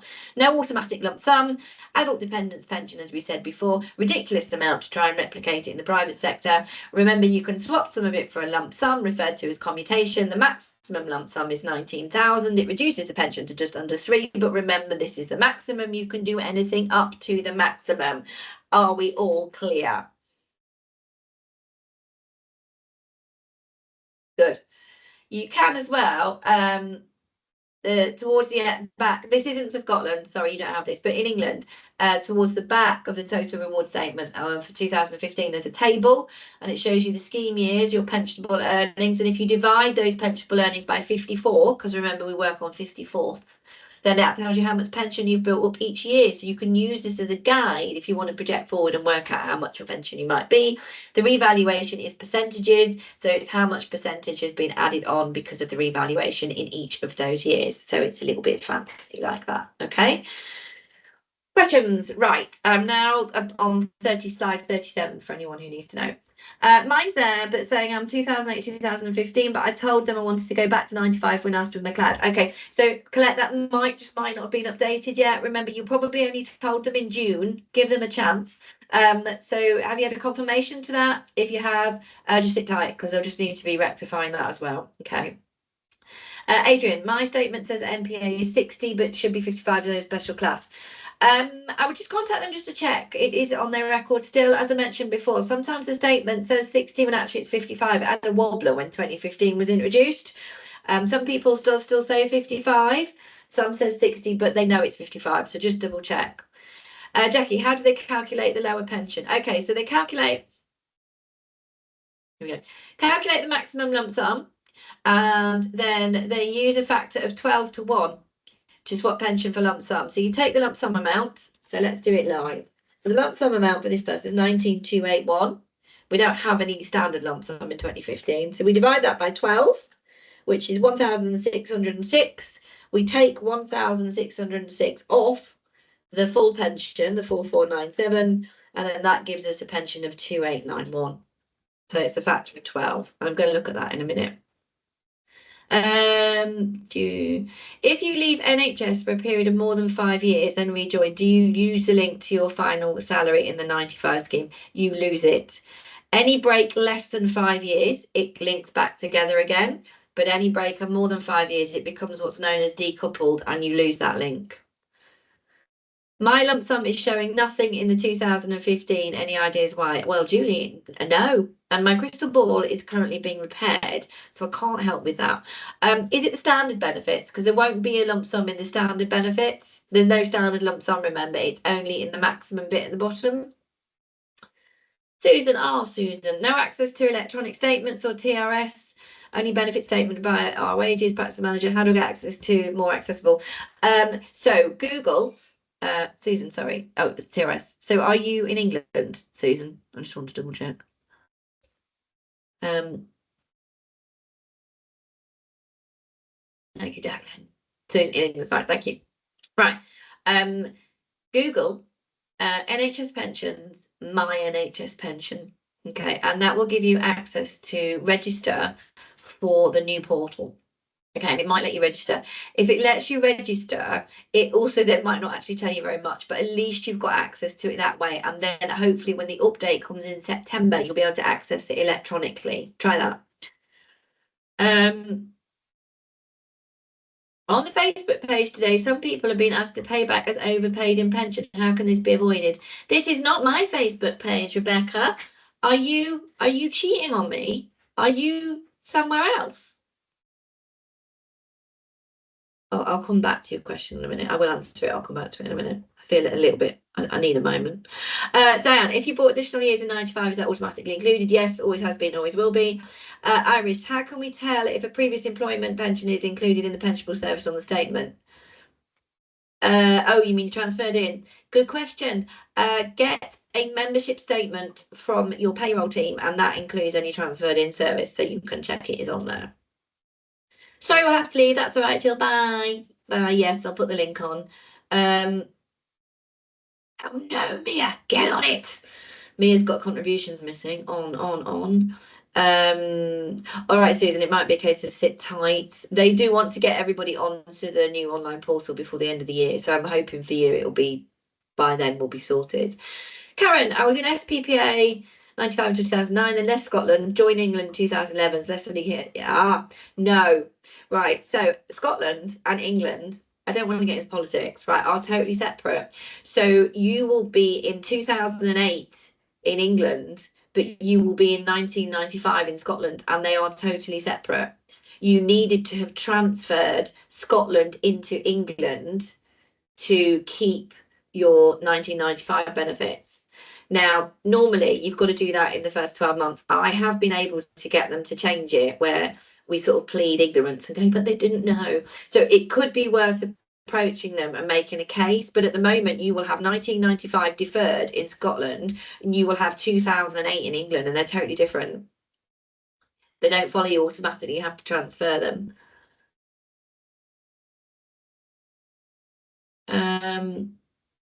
Lies. Oh, well, if you have you got that, Karen? So Karen's saying she was told she couldn't transfer. Have you got that? Because then you need to go to England. You need to speak to England people. You are welcome, Susan. I'm going to have a coronary in a minute. Members receive letters after receiving overpayments. I know, Rebecca. I'm coming back to you. Hang on a second.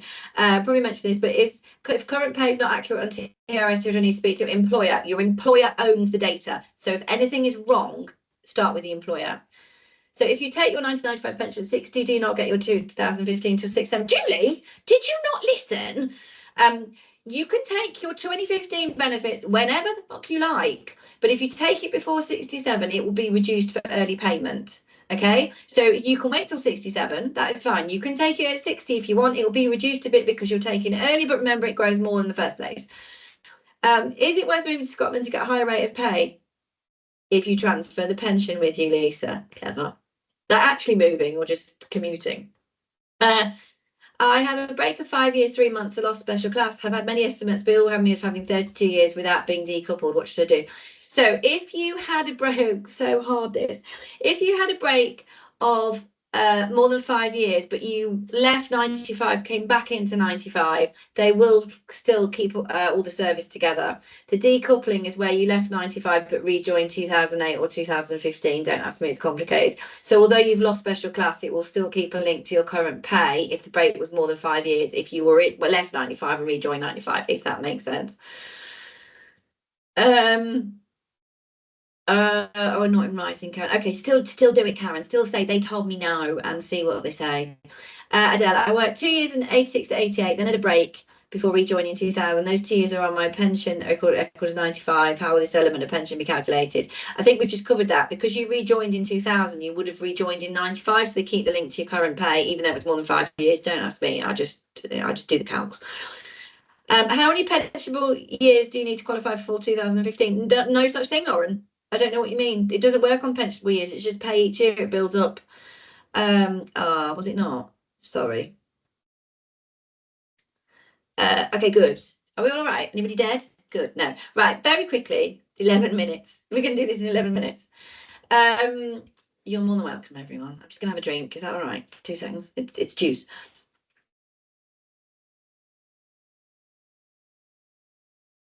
Do I have to lose anything by retiring from 95 pension at 57 because I retired before? Right. Okay. If you've got a special class and you're now 57, if you're not expecting a big pay increase, look at taking the 95 benefits. It's not going to grow anymore and you can't get back those 2 years that you didn't claim.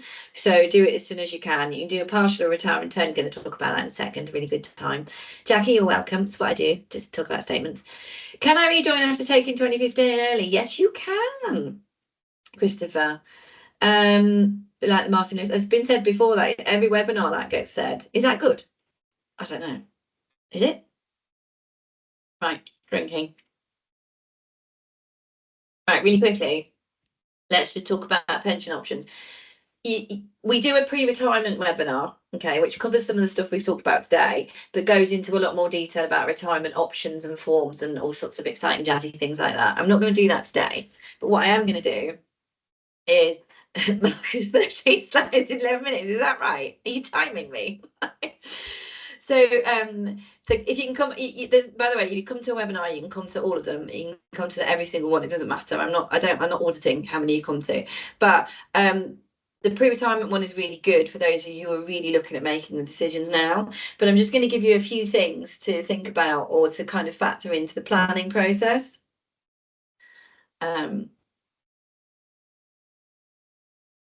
So I'm going to pause on the questions for a minute. Can't believe he's timing me. And we're going to look at the 6 things. I would say for me, there are 6 things to probably think about when you start looking at accessing the pension. So the first one is when. So when do you want to retire? Remember, what I always say to people is look at what do you want to do, and then look at can you afford to do it. So when. So don't let the scheme retirement age drive your decision making. You drive your decision making. Okay. Is the pension going to be paid early? And if it is, do we just need to make sure that we take account of our figures because they could be reduced? The figures would be reduced for early payment. Okay. What do we want to do about lump sum? So do we want to take a higher lump sum and a lower pension? Also, what do we think we might do with it? What we're going to do about tax? I'm going to talk to you about these things in a moment. Tax is because lump sums, as we say, are tax free up to about 268k. Which is great. Pensions are subject to income tax. So not national insurance, but income tax. So we do need to think about that. State pension, so when does that kick in? How much is it going to be? We talked about that earlier. Let's not do it again, but that's obviously a consideration in our maths. And also something that we call know your number. So it always makes me laugh. If you come on the free retirement one, be warned, because what I sometimes do is say, and who knows your number? And what I mean by know your number is how much money, how much net monthly income do you need to live in retirement? Because your spending in retirement is going to be different to what it is now, and your income is going to be different. Your pension is never going to equal your salary. We're just going to have to reconcile that with ourselves, but our expenditure should also be different. So how much do you need? And nobody knows, but everybody's looking at retiring, and I'm like, oh my god. So I'm quite one of those people. It would be like me saying to my husband, hi, I have found a really good job. It's a great work-life balance. I'm only working 2 days a week, but it's brilliant. It's all the things that I want to do, and I'm so excited about it. And he says, that's great. Really pleased for you. How much does it pay? And I go, I don't know. Nobody is doing that, are they? There is nobody taking a job not knowing how much they're going to get paid. So why are we doing the same thing with our retirement planning? How are we possibly making decisions when we don't even know how much it is? The amount of people who are trying to fill in the AW8 form, which is the England retirement form, and they're saying, how much lump sum do I want? And I'm like, did you get an estimate? No. So how do you know how much lump sum you can have? And what it does to the pension? Well, I don't know, but I need to fill it in on the form. Well, I know you need to fill it in on the form. Why are we doing it without an estimate? What are we doing? So your retirement planning needs to be a long process. It's a walk, don't run. Okay. You need to start this years beforehand so that you can manage your own expectations, if nothing else. Imagine thinking you were going to retire at 60 and then getting there and going, oh, shoot, I can't. The disappointment. So you need to manage your own expectations. Then when you start the process, you need to be starting the process 12 months beforehand, because it's going to take a long time to do all of this and to fact find and to get that information and to read all the things that you need to read. This is not, I'm going to fill a form in 25 seconds that then makes the financial decisions for the rest of my life.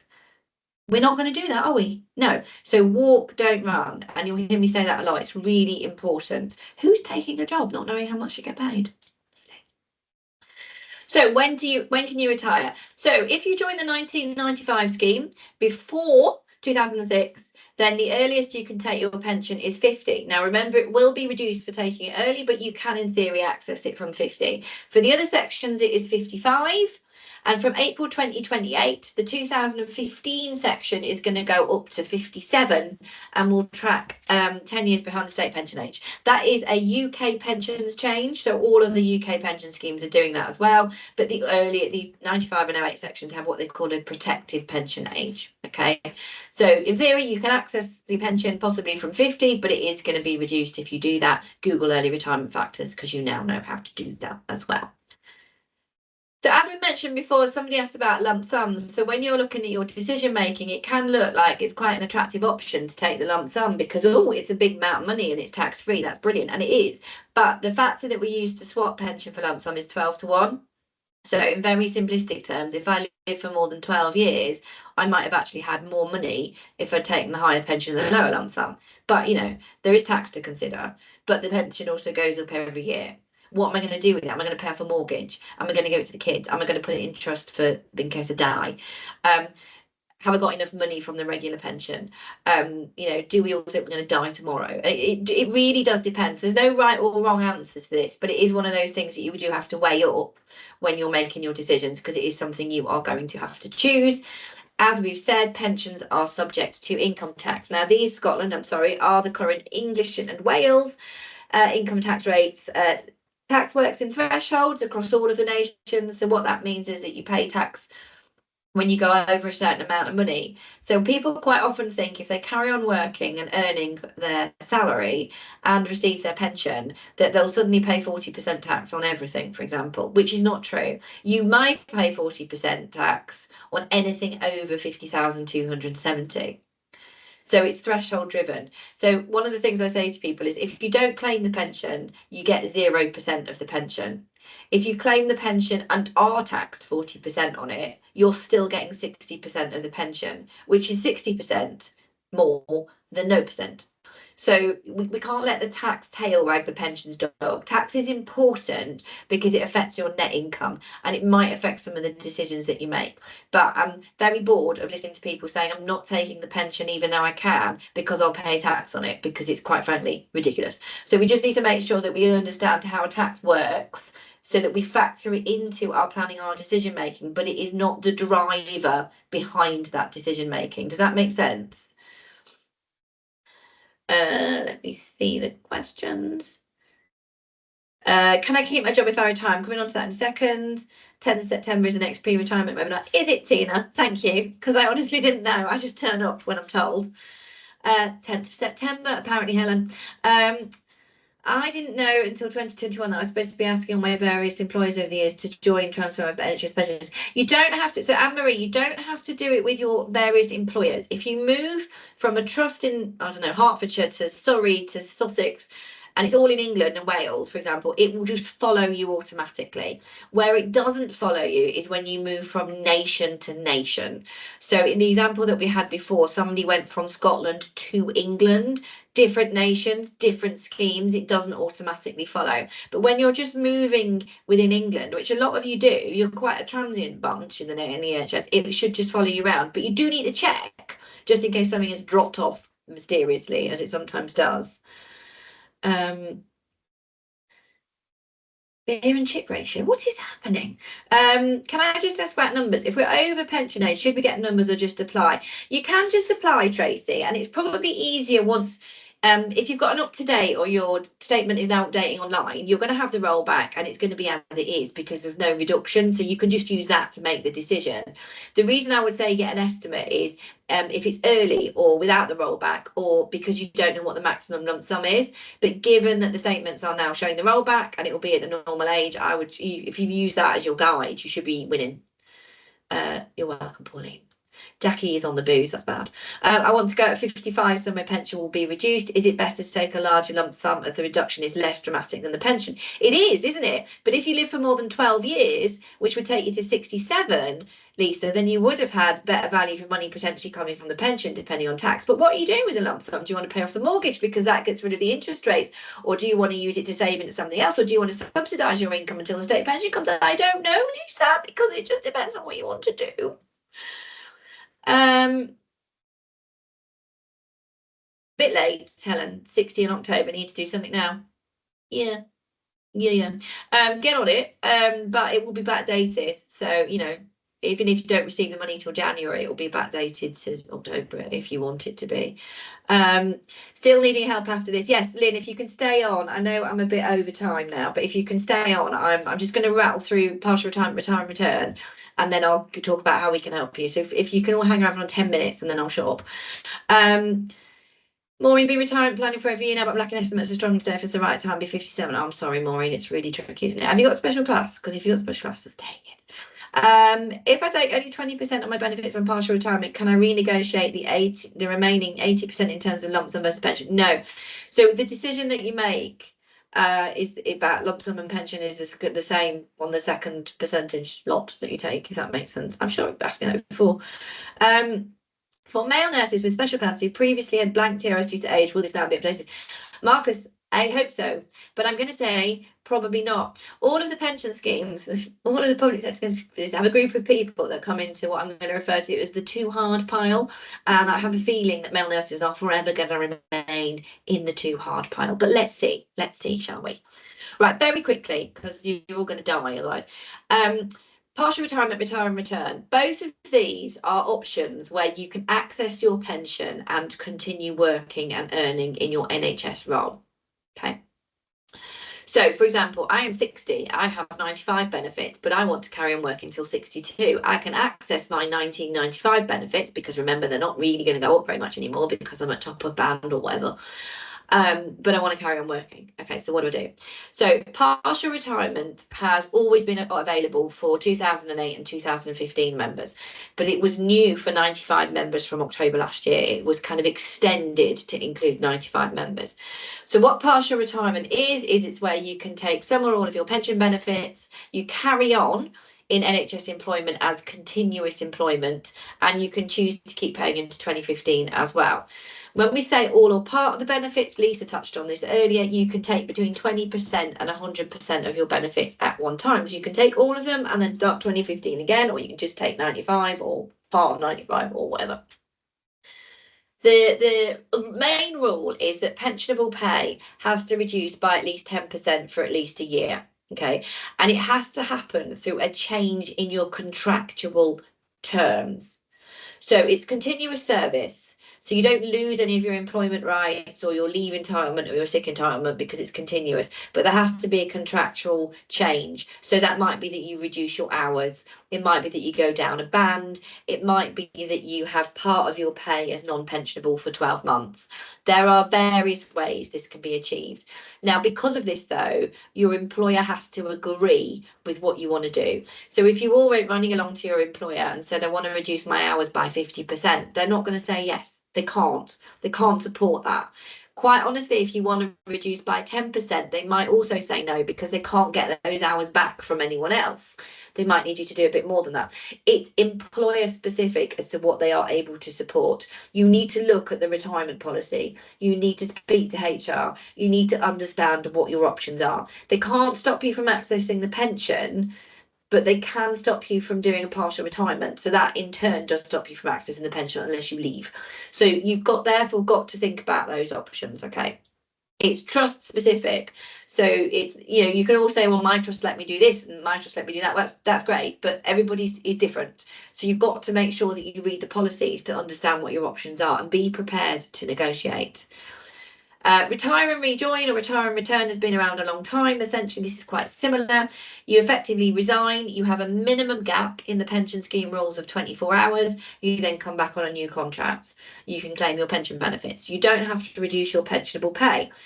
Your employer might insist on more than a 24-hour gap. They might insist on 2 weeks. That counts as a formal break in service, which means you might lose your terms and conditions like your leave and your sick pay. Again, it is employer specific and you need to check before making any decisions.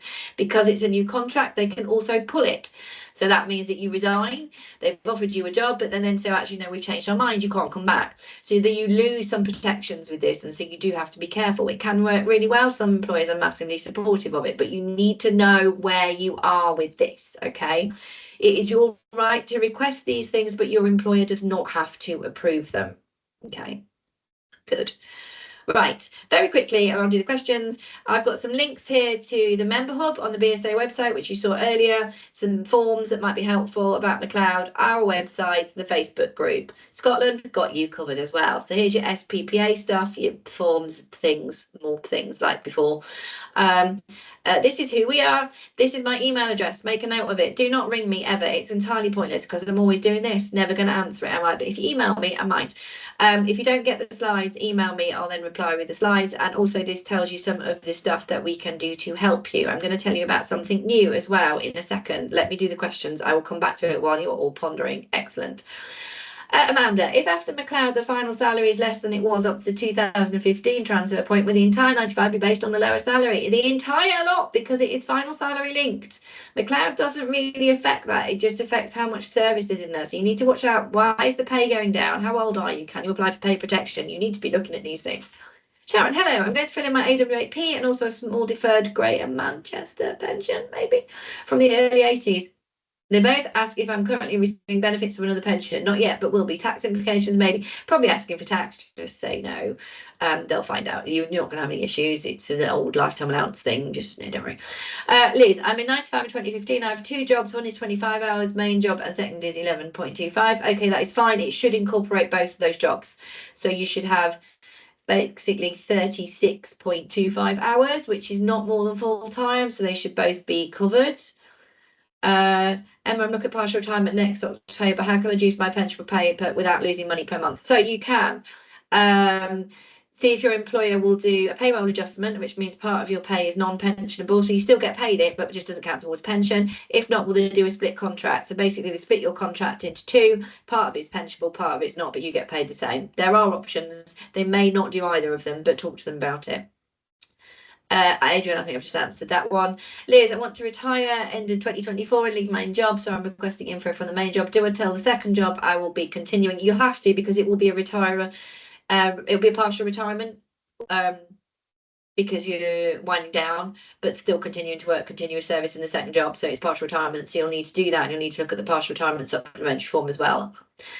Am I right in thinking with partial retirement you maintain any length of service specific benefits? You do indeed, because it is continuous service. Thank you. You're welcome, Gary. Maureen, if I reduce my hours by 10%, can I then still work the dropped hours and get paid but not pension on new hours? You can, because under partial retirement they changed the rules in April, which said any additional hours under partial retirement would not count towards the pensionable pay, so you will not suffer as a result. If there was a mistake recording special class and therefore I went over 55 without realising, can we came back? No, sorry, Tracy. You are welcome, Fiona. Where do we find a link to register for the pre-retirement webinar? So they're all over the Facebook group, but you can actually look at our website. So here is our website here on the slides, pen-gage.co.uk. If you put /webinars in front of that, it takes you to the schedule of webinars that are up for the next few months. So you can have a look at that. Very helpful. You're welcome. You're welcome. You know what it is, Deborah? I'm actually just really hungry. You're welcome. You're welcome. I'm so glad. It's a bit intense, isn't it? And I hope those of you who've been relying on captions, it's been all right. It's a bit mental. Oh, a guaranteed minimum pension from the bank. All right, you see. You're more than welcome, Jackie. I'm sorry, I'm skipping through the nice comments. I'm just checking I've covered the questions. Get on to Kate, to HR, Kate. Go, go, go. You're more than welcome. My family hate me, Julie, but it's fine. Thank you. Marcus, I had a colleague I used to work with used to call me the Loracle. You can call me that if you like instead. If the mistake has been made by employer, can they refund? Do you mean if they've overpaid, deducted too many contributions? Yes. How many times can you renegotiate your partial retirement? Twice. You can partially retire twice, Lisa, and then you have to retire fully. You're welcome. Right, services. I'm just going to do these quickly. Yes, we can help. I 100% encourage you to use the free stuff first. So the purpose of these webinars is not a sales plug. Okay, so I don't like that. I sit in on some financial advisor webinars and they can be quite good, but they can also be quite limiting in what they give you in information to try and get paid for services. And that's not what this is about, but I understand that you might need more help. So use the free stuff that you can, because that's there for you. If numbers aren't your thing, then definitely get some help. And the reason I would say that, and it doesn't even need to be with us, is because this is some of the biggest financial decisions that you will make in your life. And sometimes paying a few £100 for help on that means that you've made the most informed decision and could make a really difference on your annual income. So it is a case of kind of weighing that up. Like when you buy a house, you pay your £500 for a survey because the house is a big financial commitment and you don't want it to fall down, and we will just do it because that's what you do. The same with your pension. If you need help, get the help. Okay, it's really important. There are different sorts of help you can get. Us particularly, we can just help you with your forms. So forms are really important because if your forms are filled in wrong, it really delays everything on your payment. So just for peace of mind for filling the forms in, we do that. We don't fill them in for you, but we help you to understand what it's asking and to fill it in. Something new that we launched a couple of weeks ago, which has been really popular, is you can have 25 minutes with us. So we wouldn't do any prep or any analysis, but you can bring statements or forms or whatever to the meeting. It's online, it's a Teams meeting. And we'll answer any questions you've got. We'll talk about your specific scenarios. We can explain to you what your statement is telling you, what your figures are, what your options are, and stuff like that. So we do that as well. And then the full thing that we do is we can check your pension record. We would do a load of modelling for you. So what do we mean by that? So let's say Lisa wants to know what her pension would be like at 57, 59, 60 and 62. We could model all of those scenarios. We would look at both McLoud options. We would look at the lump sum options. What about if she went at 58 but then worked 15 hours instead of 37? What does that then do to the 2015 pension? Kind of all those sorts of things. That's what modelling is. And we put that into a report, and then we would have a meeting with you over Teams with a report, and we would talk you through the report as well. So obviously that's a bit more expensive because it's quite a lot of time. It also helps you because you have to provide us with quite a lot of information for that. So it helps focus your mind on making sure that your stuff is up to date. So it just depends on what you need, but they're kind of the things that we can do. Now, I've put on here a little link, which is our contact form on our website. So you can fill in your information on there and say what you need help with, and then it will email you back automatically with the details about what the process is and the cost of the service. Sometimes those emails go into junk, so you do need to check that, and then you can just come back to us if you want to go ahead. It's just a quick way of getting information to you. So it just depends on what you want and what you need. Potentially with McCloud, there is an option that if you need paid for help, you might be able to claim that back from the pension scheme. That it's called a cost claim back, but I can't guarantee it. There's certain criteria. Don't know absolutely what all that is at the moment. So I couldn't say for definite that you could claim it back, but you might be able to claim some of it back. It just depends. So yeah, try and think of it a bit like the mortgage thing. You know, when we all pay a survey on our house because we don't want our house to fall down around us and not be aware of it. And we would just pay for that because that's what we do. We've got to start thinking about this in a similar way as well. Something new that is coming that we're working on at the moment is we're building a member zone on our website that you have to be a member of to join. It's for NHS pensions only at this stage. And it's basically it's kind of everything that we've given you in the webinars plus more in a really easy to understand format. So you can work out your scenarios and your position a lot easier by following through the website. Now it's a chargeable membership. But it's a low charge, so it's lower than the cost of the report, for example. So if the report is too expensive, but you can manage with the website and having some extra help on the member zone, that is going to be launched in September. We are just about to start beta testing it with some members. So if you're one of those, thank you for volunteering. We've got about 12 people who are helping us to test it. Because whilst there is a lot of information on the websites, they're not always that intuitive to follow. So we were trying to just build in a bit more to what they do and make it a bit easier to see. So look out for that, because there'll be more information coming about that as well, which is just, it includes as well, it includes in guides about what the total reward statement is telling you. So like what I've talked to you about, there's a written guide with speech bubbles coming out of it telling you what they are. Again, about how to fill the forms in and things like that. So there's a whole load of different stuff in there that you should be able to access. But we'll be hopefully, I say, launching that.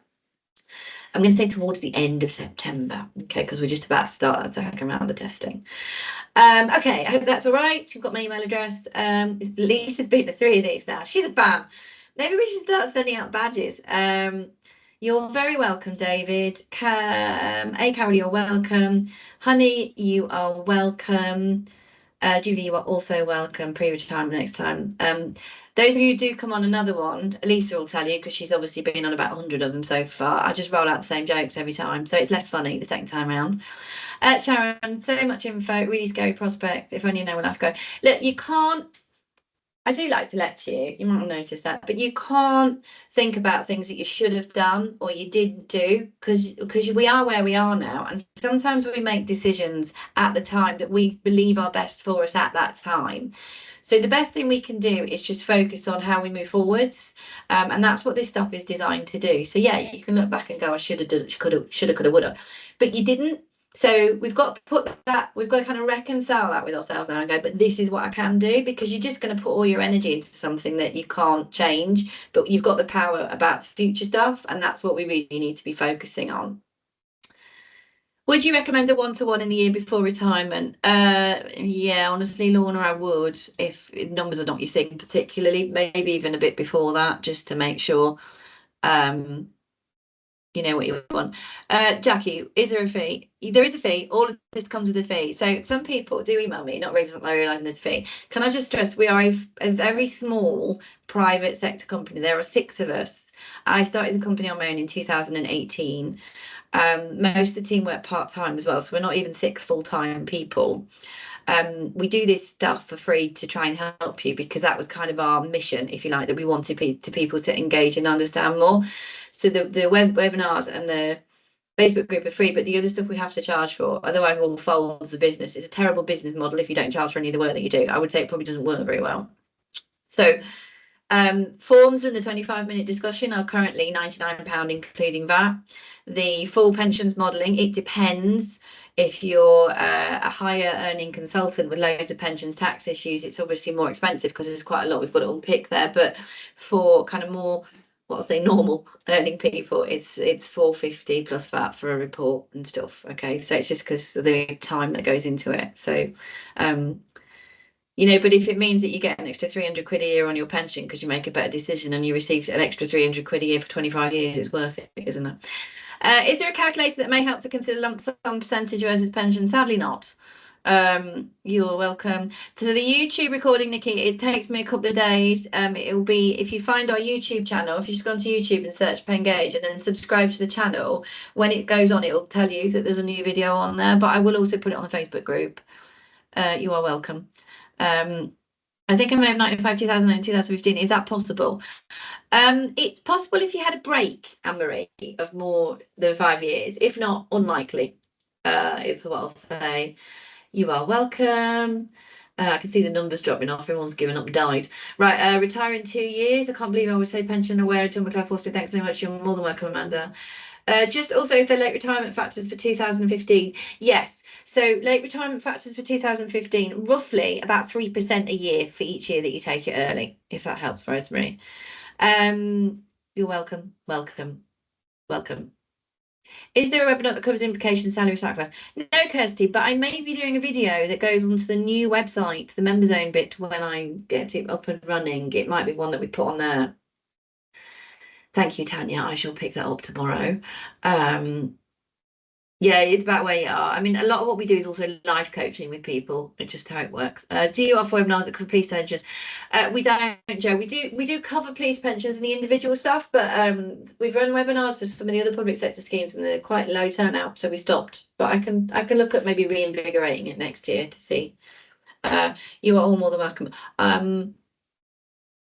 What if we partially retire and get offered a promotion? If don't take it, Tracy, do not take a promotion in the first 12 months of partial retirement. After 12 months is fine, but in the first 12 months, the pension will stop because you'll breach the terms of keeping the pay low. So avoid promotions for that first 12 months, but after that it's fine. Okay. Right, 19 minutes past 8. I'm really very hungry. I'm sure you all are as well. So I'm going to go, if that is all right with everyone. Marvellous. Enjoy your evenings. I hope it's been all right. I hope the captions have been okay. Do drop me an email if you need a hand with anything. Quite busy tomorrow with meetings. So if you do email me tonight or tomorrow, I might not come back to you till Thursday, okay, just because I've got 27 meetings or something tomorrow. But well done, everyone. You survived. You may all now leave and lie down in a dark room and think about what we've talked about. Don't forget your websites. Don't forget the Facebook page. Check your pay slips. Look at your TRS. Don't panic. Give it till the end of next week. Check if everything's updated. All right. Thank you, everyone. I will let you go. Have a lovely evening. Thank you. Bye-bye.